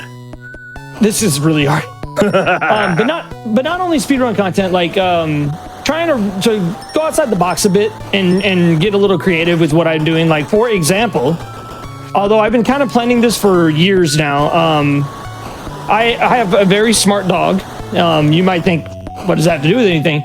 I've been training my dog to press buttons on command. Oh my gosh. So, I've been training him so that very, very soon, we're almost ready to actually attempt this. We're going to attempt a speed run where my dog will do all the inputs. I gotta give like 20 points just because that is such a cool idea. I think you're beating me point-wise now. You're gonna have your dog do speed runs? I'm gonna attempt it. I don't know how well it's gonna go. He's a smart boy. He is a smart boy. He's a good boy. And I've been training him to go on command to press buttons, and he's very good at it. I just hope that I can keep his attention, because the run that we're planning on doing is 35 minutes. So that's going to be fun. That's a little lengthy. Yeah. Ooh. Yeah, I could imagine that both being fun as well as a little difficult to get a pupper to pay attention for that long. If you managed to do that, great job. Can I ask what game? We're looking at a couple different ones, but one of the ones that's my main target right now is NES Gyromite. Okay. Oh, that's right, with Rob the Robot, right? Yeah, and that was kind of what inspired it, because I figured if you can, because a friend of mine, Link Sevens, he's a speedrunner, does a lot of janky games and stuff like that too. Okay. And he was the kind of guy who runs Power Glove speedruns or Rob the Robot, and he did Rob the Robot speedruns of Gyromite. And I was like, if you can speedrun with Rob, then you have to be able to speedrun, you know, in this case, just let your dog be Rob. And that's kind of what inspired the entire thing. I love and I'm hoping that. to make some cool content with it. Oh, I stink. Yeah, as long as your dog gets lots of good treats. Yes. Okay, a lot. Yes. He will receive many a treat. I've actually been able to feed him his meals when he does it. He's a very smart dog. I've had dogs my entire life, and I've never had a dog as smart as this. He's a Shiba Inu. He's almost 3. I'm going to go ahead and say, by the way, because I didn't realize we did have some big flashing there. There's a possibility that we will both have flashing at the same time.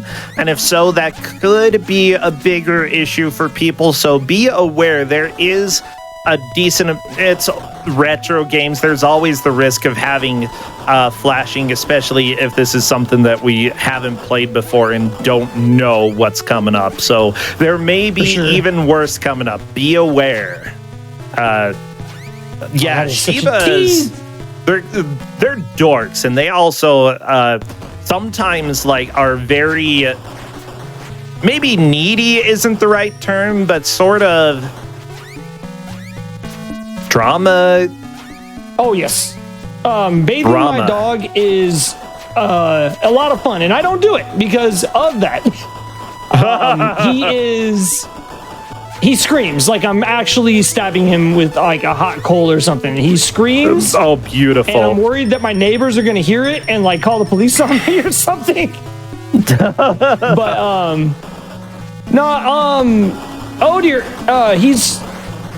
he's become not only my stream mascot, but just, I know it's cheesy to call a dog your best friend and all that, but I can't help it. He's just I work from home now. I mean, streaming is my primary job. Can I walk on this? I can. I mean, yeah, I work from home. I'm home alone a lot of the time. I don't have any family or kids with me, so he's like my partner. He's my sidekick. Yeah. I think that's awesome. I want a puppy. It's a lot of work. Oh my gosh. He's very needy. He is like a cat. Okay. He's needy except for when he doesn't want you. And when he doesn't want you, you leave him alone or he gets angry. Yeah. Angy dog. I love it. But okay. But he's also 25 pounds, so it's adorable when he's angry. Ah, that kind of angy. Yeah, he thinks he's a Doberman, but he's really barely the size of most dogs. So it's quite adorable. He gets angry and he has this little curly cinnamon bun tail. I love it. But yeah, so I'm planning on doing some stuff with that. Obviously, more conventional video stuff as well. In the trials, I had to run a game called Polybius, which is, speaking of flashing lights and weird imagery. Okay. It's based on the urban legend you've probably heard of, and oh yeah. I've speedrun a lot of games at this point in my 7 years on Twitch, and none have ever caused me to cry, to break. I was on the verge of a mental breakdown, man. It was rough. And my record stood for 4 years before it finally just recently got broken after I put out a video about it. Oh man, this part's rough. I think we're in the same spot. Yeah, with zombies and stuff. And yeah, rocks, and this is creepy, but also kind of cool. Oh dear. Yeah, I don't like this rock. Okay. Goodbye, rock. Yeah. I main do love thing my, right now is like, technically, we actually do have a timer in this game. If you didn't know, you do have a time limit. It's just not shown. It's a Taito game. One of those hidden timers. Yep. And honestly, it takes a long time to actually run out of time in this, so it's not really like a concern. Oh my gosh. Okay. I don't like that section. I'm on my last credit now. Okay, where am I going? Thank you, blind jump. My gosh. Okay, this game is making me angry. I'm getting angry. Why? You stupid eyeball. Oh my gosh. Okay. Let me hit start. Yeah. I think this is my last credit. Oh no! Can I bounce off the lava again? I did. I don't know how I'm doing that. Am I taking the smart path here? Is this the smart way over the lava? I'm scared to jump though, because every time I jump here, I die. I'm just scared of everything. Yeah, everything hits like a truck, and that you get hit and you die. You know, if you got hit by a truck, you would probably die. And in this game, if you get hit by anything, it's sayonara. Yeah, I died right there. Thank you, Firefish. I was trying to go this new secret route or whatever. I don't know what's over here. I forgot about the firefish. Can't forget about the firefish. Those are life lessons, folks. Why? Life lesson number 532. I fell into the lava. Where am I? I don't even know where I am. Oh, yeah, you're on the lava bridge. I like the other direction better. I don't like this place. Hey, I didn't die to the firefish. Okay, that's fine. That's fine. Okay. That is kind of neat, though. There might be two paths to get through the same level. That's kind of cool. Yeah, I do approve of that. And the goddess decided to fall asleep, and I am back to the beginning of the game.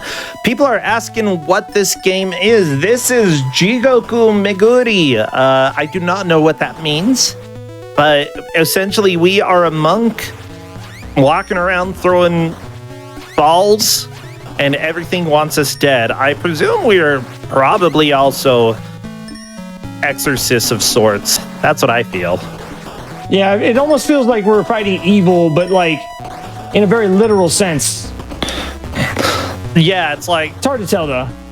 I mean, they're like, come on, you do that in Neo. There are lots of games where you have to go and fight demons. Oh, that's a thing. It's a classic genre. That's a thing. Well, everybody, Hey, I don't know what the thing is. First try, I got the thing. Let's go, baby. Ooh. Got my lightning ball. Yeah. Of course, that means now I got to do it again after I game over in a second. This is fun, though. It is a fun game. I like this game so far. Yeah, it's very difficult. One-hit kills and only, like, you have 3 lives per continue, and you only have 3 sets of lives, so like 9 lives total, and you're done. It's actually pretty difficult with that limitation. I don't think it's flawed per se. Come on. Nah, I mean, I've played much more. The most difficult game. Okay, that's the question I can ask you. Of all the games you've ever played. Oh no. Oh no. Oh wait, I survived. Okay. Jeez. Nah, I did not survive. What's the most brutally difficult game you've ever played that you've gotten through? In your opinion? Very possibly Kid Cool. Like, that game is very, very difficult. Actually, maybe one of my earliest speedruns, Athena, that is a very, very difficult game, but like, I did speedruns of it.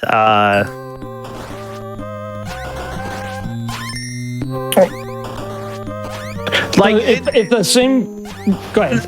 I'm just trying to think, like, what has been the least satisfying to play for me? And, like, because, honestly, like, difficulty and enjoyment don't necessarily go hand in hand for me. It's like, There are going to be some games that are very, very difficult, but that I enjoy at the end of the day.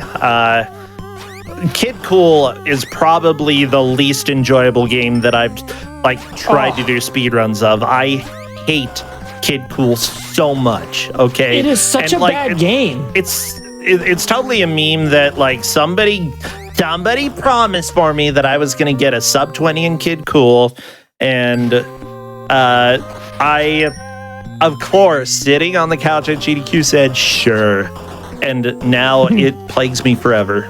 It plagues me forever. That's rough. With that said, Kid Cool actually has continues compared to other games. And not only that, unlimited continues, unlike this game. Okay. Yeah, this is rough. It's just literally the worst. I have never... Actually, I think Athena has made me rage more than Kid Cool. But, honestly...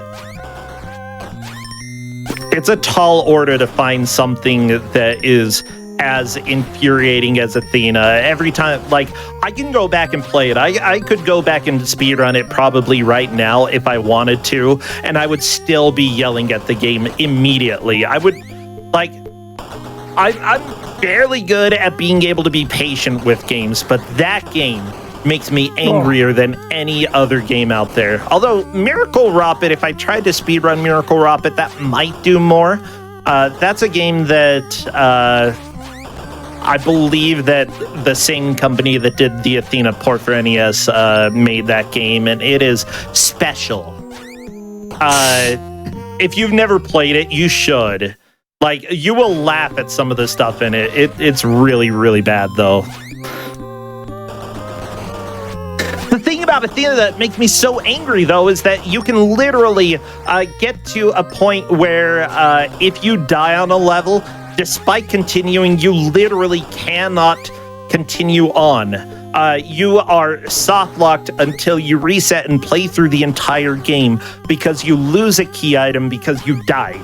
And it's built in so that you just cannot kill a boss unless you have that item.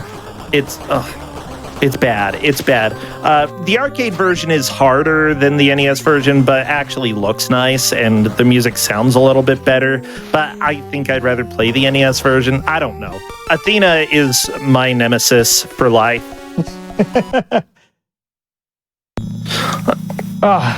So, one thing that I want to comment about, 10 points for me, by the way, because I'm cool, is that I like saying that and seeing if our producer actually does it. Probably not. I mean, you are pretty cool. I'll give you that. Yeah. You heard it, everybody. Validation. Now, when it comes to racing a game, when it comes to a blind race, what I'm doing right now is trying to consider, is it actually worth trying to go that other possible route, or should I just go the one route where I made more progress the previous time? And I think at this point, I'm just going to go my old route because I at least know sort of how to get through this area-ish. And because of that, I feel a little bit more confident that I can get back to where I was before. That's not always the right choice, though, and it could actually end up being the wrong choice here. I don't know if the route by the lava bridge is easier or harder. Because I'm not going to do it. It would probably take a lot of time, and I might just end up dying a whole bunch, and I really just... I don't want to do that. Fish. Did the fish get you? Why you do this, fish? Fish! Come on, I got fish. stuck between a fish and a hard place. I had nowhere to go. It was over. Oh, man. Yeah, so are you still trying the bottom route there?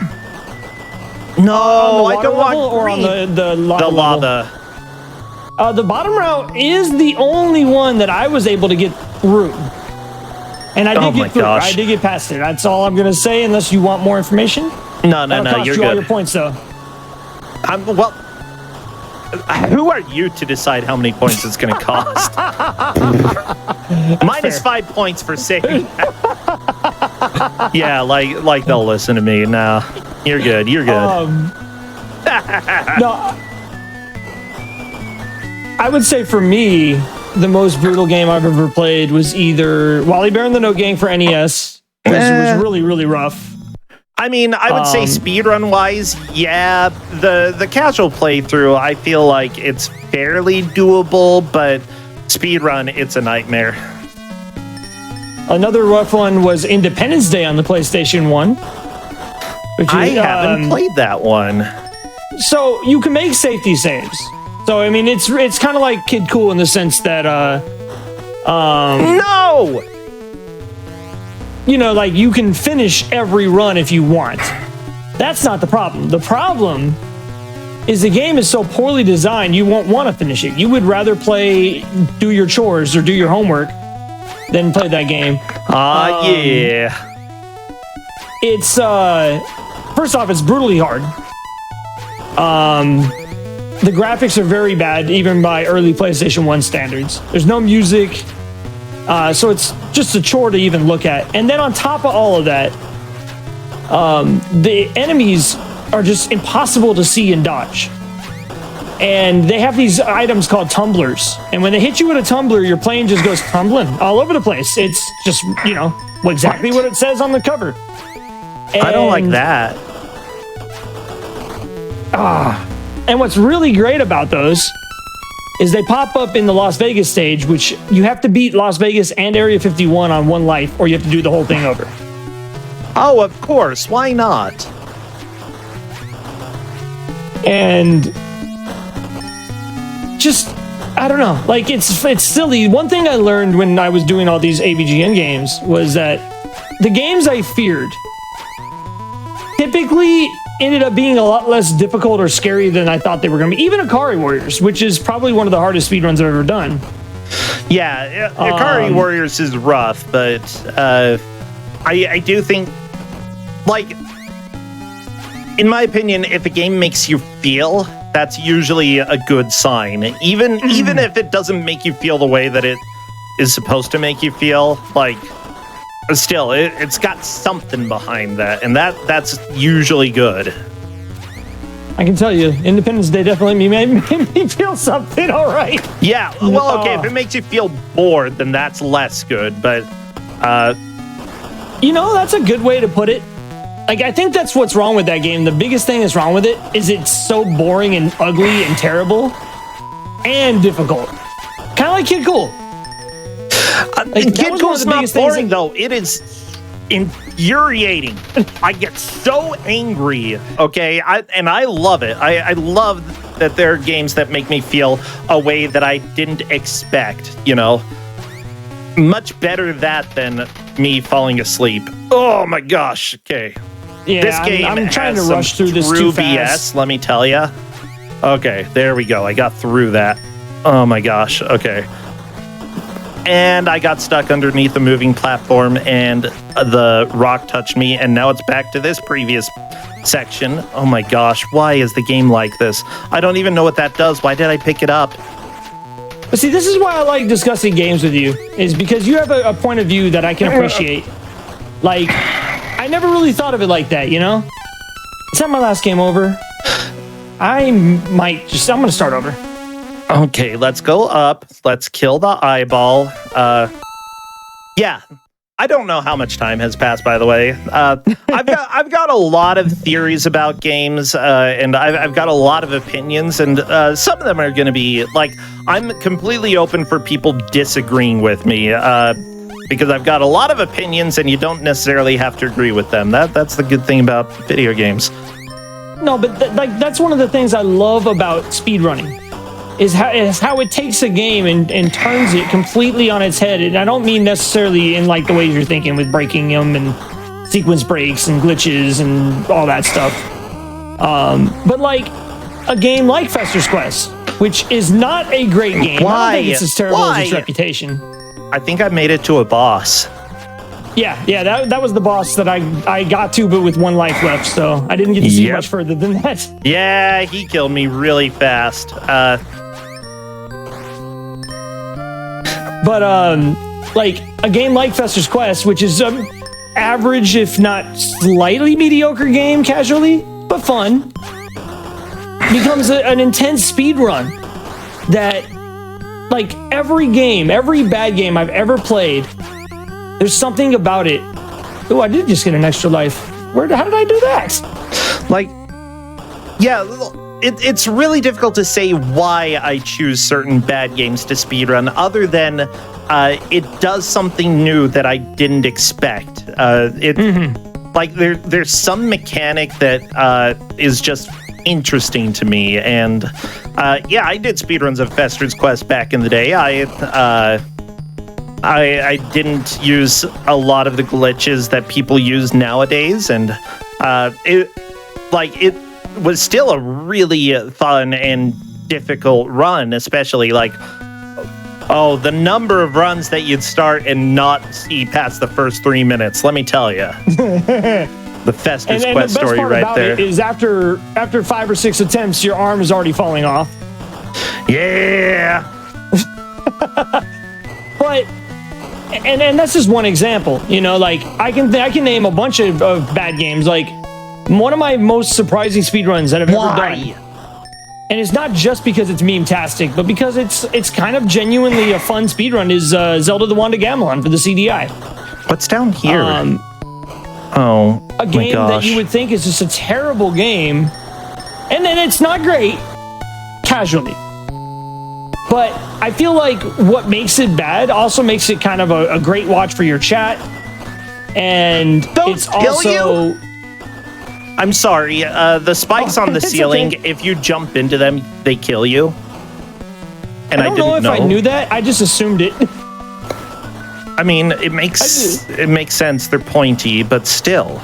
Like, I just never jumped high enough for that to happen. Okay, I learned my lesson. I'm gonna wait. I should not have waited. There's a fish. Oh, goodness. Fish, get him! Get him, fish! Oh, no.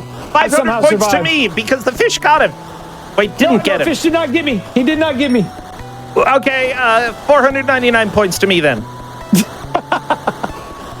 I don't know. Give me the points. Our producer, by the way, Richard, thank you so much for being here today and helping us put on a show. Again, I usually don't do shows on Thursdays, and it's just a joy to be able to be here. We still have my normal show tomorrow, though, for a Hotfix Grudge Match, and I just got a game over.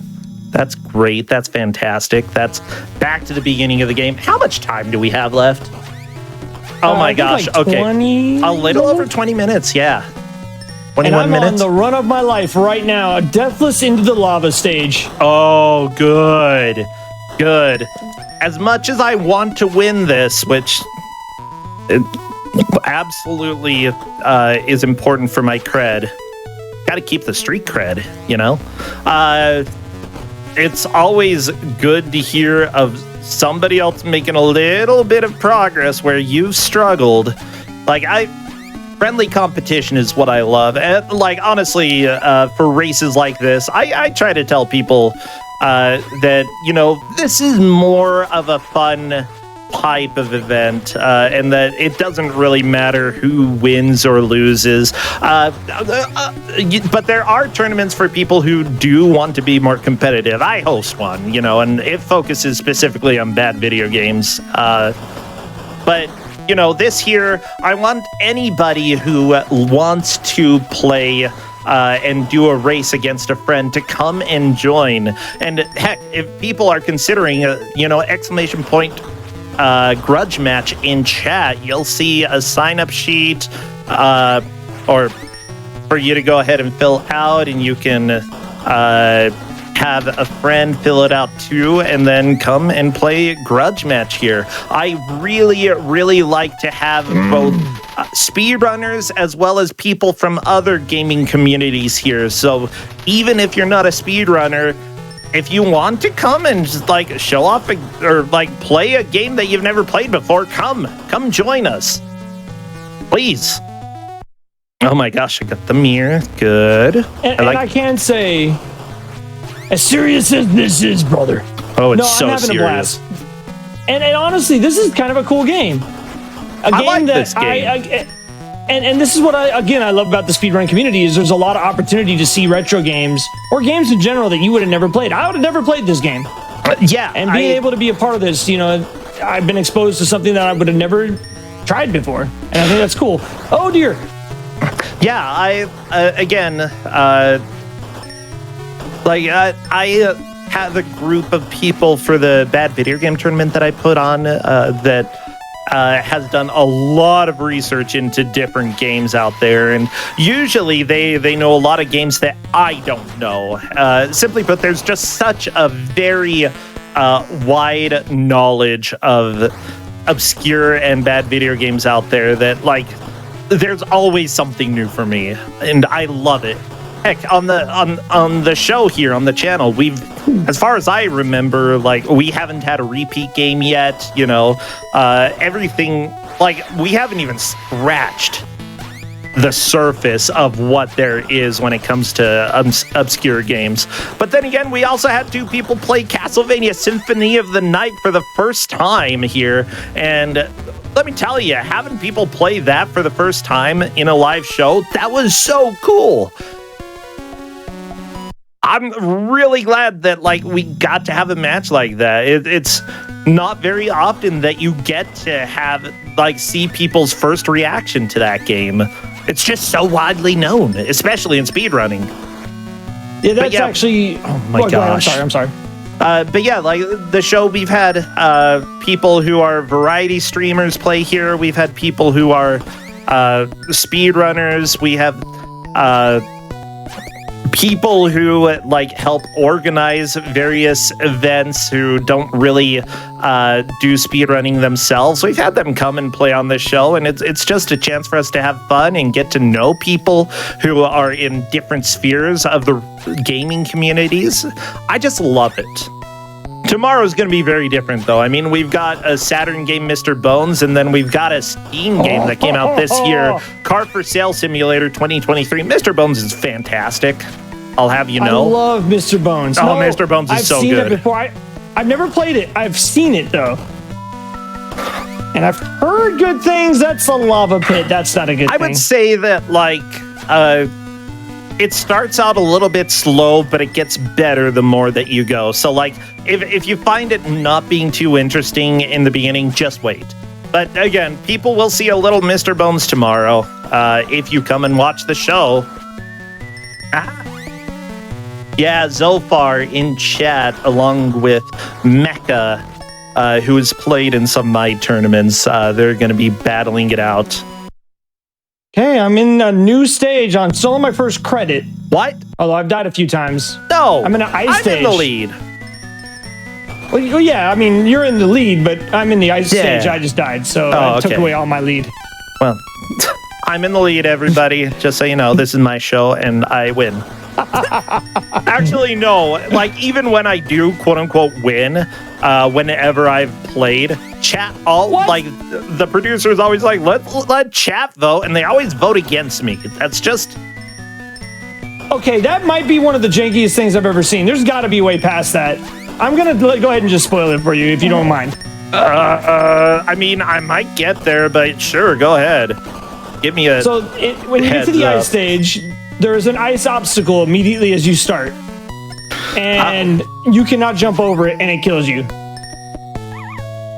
And when I died to it, here's another one. Oh, good.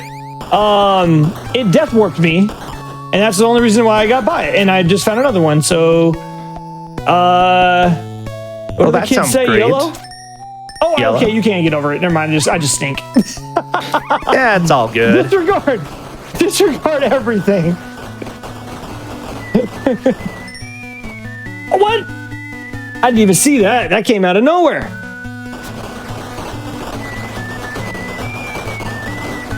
But no, I am excited for the project you and I are going to be working on, hopefully soon.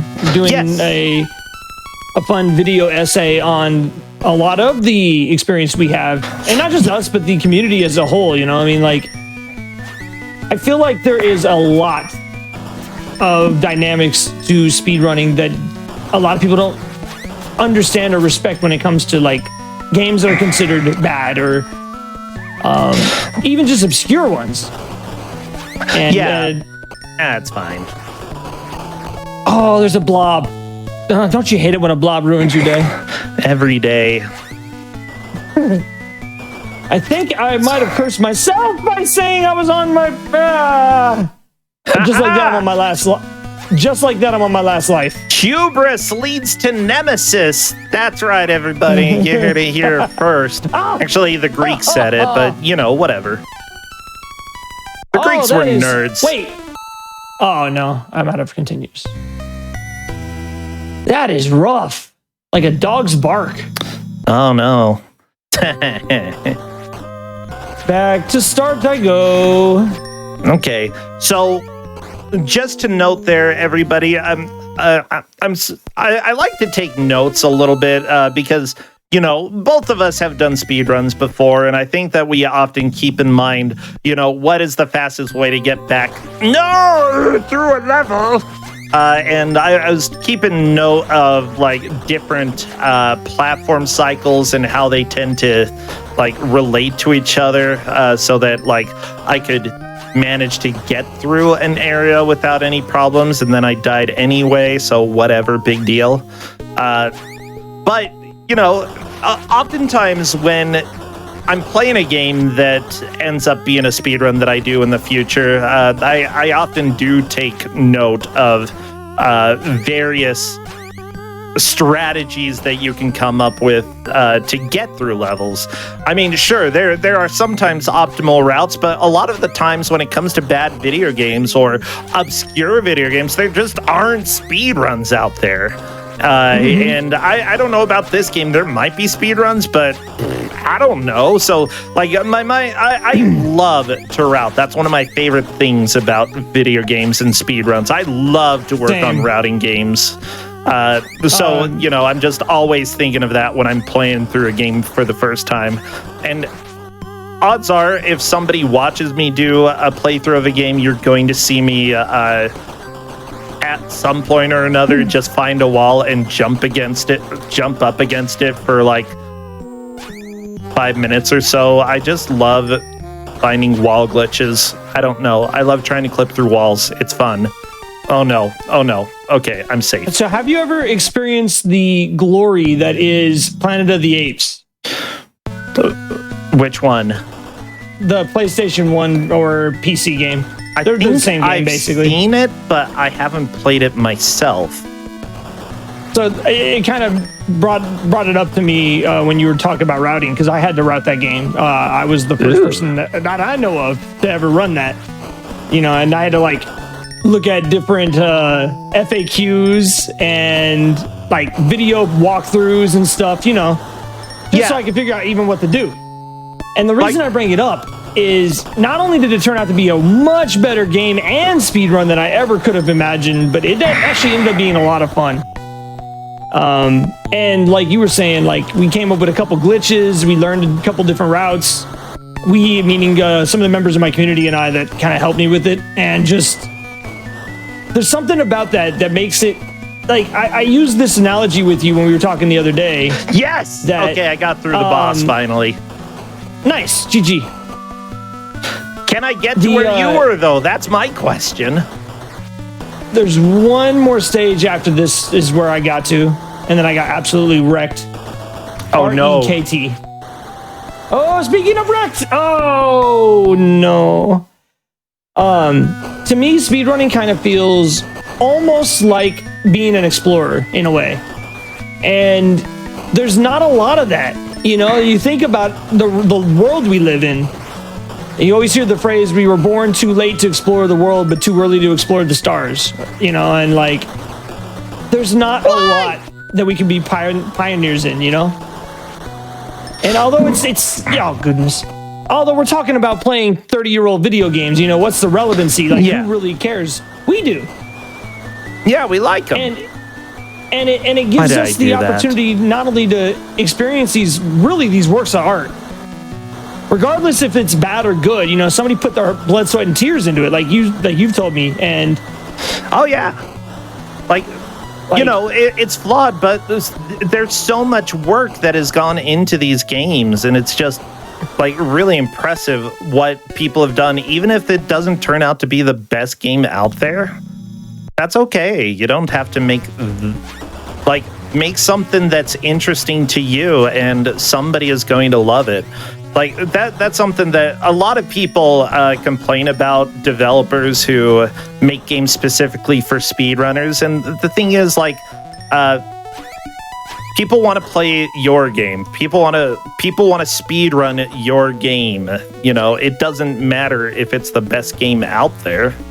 If it makes them feel, then that's what really matters. That's what people care about. Okay, here we go. Okay. So yeah, any developers watching the stream right now, just take note that I kicked that level's butt, and I'm moving on to your ice level. Nice. Yeah. How about you die? Thank you. I don't like this. I dislike this. Yeah, I think you're about to find out what I was talking about. The spike thingy. Yep. How am I going to get across? Well, okay, at least I died on it and came across on the other side. That's the only way I could get across, and seriously? Game over. Why would you?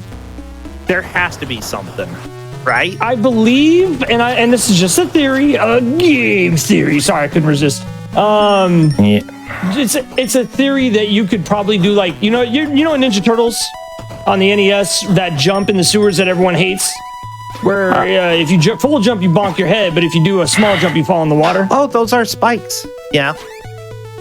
Yeah, I think it's kind of like you need to do that medium style jump, which is weird because he really only has one jump height. Yeah, but at the same time, jump heights. Yeah. Like, I think it's the little jump, but at the same time... Like, there's not really a way to finesse it. You just gotta have to kind of do it. You can't... Doing the auto jump, or the turbo jump, you do get the lower jump. But... Oh, that's smart. But I did hear a but. That wasn't high enough, unfortunately. So I'm not sure. There's got to be a way to get past that, but I don't know what it is. I'll have to think about it. No, slime, no. Okay.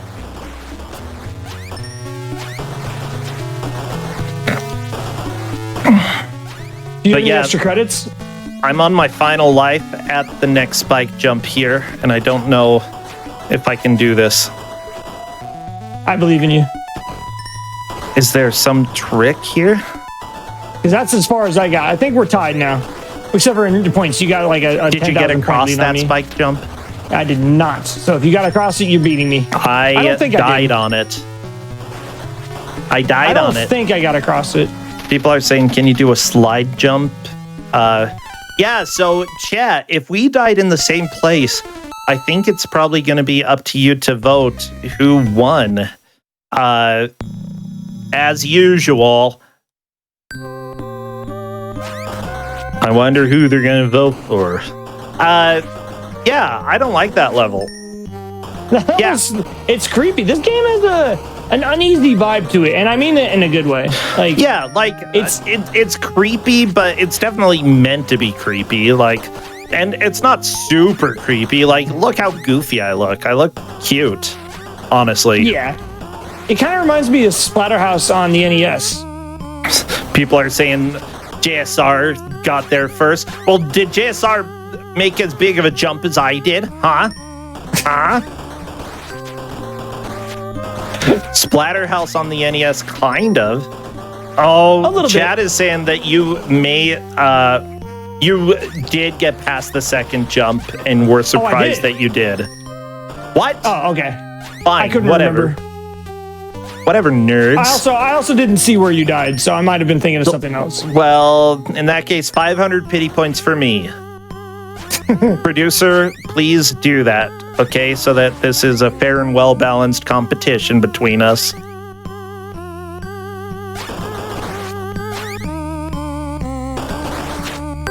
Oh, apparently Yeah, how did you get past that then? I don't remember. I remember the second jump, and I think the ceiling was a little higher. I might have just gotten lucky. I jumped over one of the spikes. There's got to Maybe be I a died way on to the get third past this, right? Like,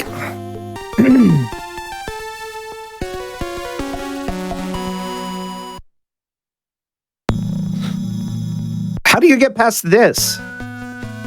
Whoa, what did you find? Did you just find a secret?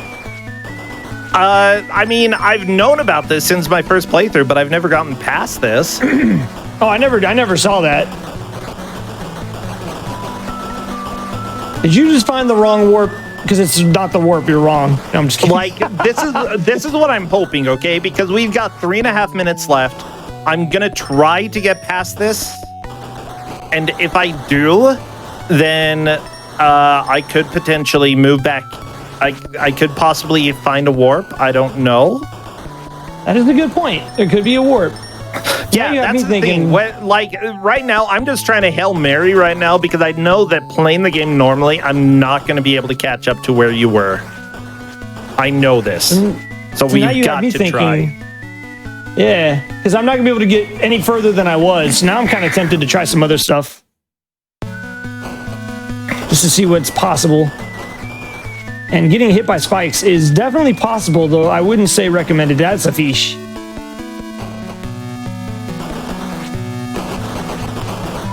Also, occasionally I'm hearing some weird sound, like, while I'm playing around here, and I don't know what the sounds are. Oh, these things just come back and you die. That is cute. That is cute. Okay, come on. Yeah, like, my ongoing theory is that maybe this is... Maybe you need a certain power to get by it? Wait, Could why is maybe it still flashing if I'm, like, near it? Up, down, up. Or Maybe if I just stand here? Oh, that you die there. Okay, well, good to know. Maybe it's check the almost hole. dead now. I had to check the hole. You never know. It could have been a warp. You ever played Cheetah Man? Come on. The warps in Cheetah Man, you have to jump in a hole. Up, down, up, down, left, right, or up, down, up, left, right, B, A, start. Fine. And suddenly your title screen says Konami instead of Taito. You never know. You never know. There's no way that I can catch up. I just need to try something. We need a Taito And I don't code. know There's gotta what be a this Taito is. code. Maybe I have to just be patient. Stand here for like 10 seconds. 6, 7, 8. I'm just going to stand here and see if it lets me through. Maybe this is like the do not attack. I've got an idea. Oh dear. Because there's a mirror over to the right here, which is invincibility. Okay, if I take my invincibility, can I go through there? I have to come up here. Oh, I just struck lightning. I can! Okay, what's over here? Nothing. I'm more curious about what you're doing. I'm more curious about what you're doing now because I think we're out of time. That is time. Well, I figured out how to get past that, but unfortunately, 1, I'm out of time, and 2, this.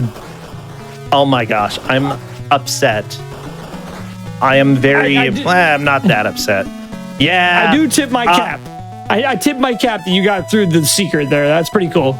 Okay, so I got through the secret, but it's pretty clear that you are the victor and I was the fool because I tried to go through this. But at least I know how to do that. Invincibility is very powerful in this game. That's good to know. Well, our grudge being that yeah, you think I'm the best and I thought that I wasn't the best. I guess you won, so I'm the best.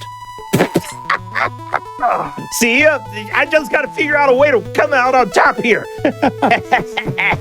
No, JSR, it's been good to have you here. And honestly, it's always been weird that we've just sort of been tangentially related when it comes to what we play, because we play a lot of the same things. It's just that we really haven't interacted all that much. And I don't know why. And I'm glad that we did today. This has been a lot of fun. This was a blast. Remind chat, what do you play? What games? Where do you play? Where can people find your stuff? So I do all kinds of retro stuff, speed runs. I race randomizers a lot. I'm mostly known for Zelda 1, but these days I do a lot of Zelda 1 rando. I also will be speedrunning a game with this handsome Doge right here very soon. I do casual playthroughs every Saturday, and I mix things up a lot. You can obviously find me at twitch.tv/JSR_ or on YouTube at JSR_. And again, I'm real close to that 1,000 subs. So if you like speedrun content, if you like any of the content you see on my Twitch channel, or any blind playthroughs that have been edited and stuff like that, I do all kinds of stuff over there. I'd really appreciate that as well. Sweet. Yeah, that's great. Not only that, you've got a fairly big video coming out over the next couple weeks. Best of luck finishing that. I definitely want to see it when you have wrapped that up. Yeah, that's really interesting to me. And then after that, JSR and I will probably be working on a video together. And I'll let people know when that's getting wrapped up. With that said, I guess I'm one of the runners. I stream at twitch.tv/Prosentia. Mostly I host other people playing games, which is usually what I do on this channel. But the most important thing is that tomorrow night we have another grudge match at 10 p.m. And that is going to be another 2 races. So I hope y'all can come and watch. And then here we also have content on the weekend at 1 p.m. So please come and enjoy. And other than that, thank you so much for joining me, JSR. Congratulations on taking the victory here. And I kind of want to play this more. I'm not going to lie. I kind of want to as well, man. But no, the real win was just being here with you, man. It was a pleasure and an honor, and I'm just really grateful to be here. So thank you so much for having me tonight. Thank you so much. Everybody, have a good night. ! Grudge match if you want to play against a friend here. Take care, friends.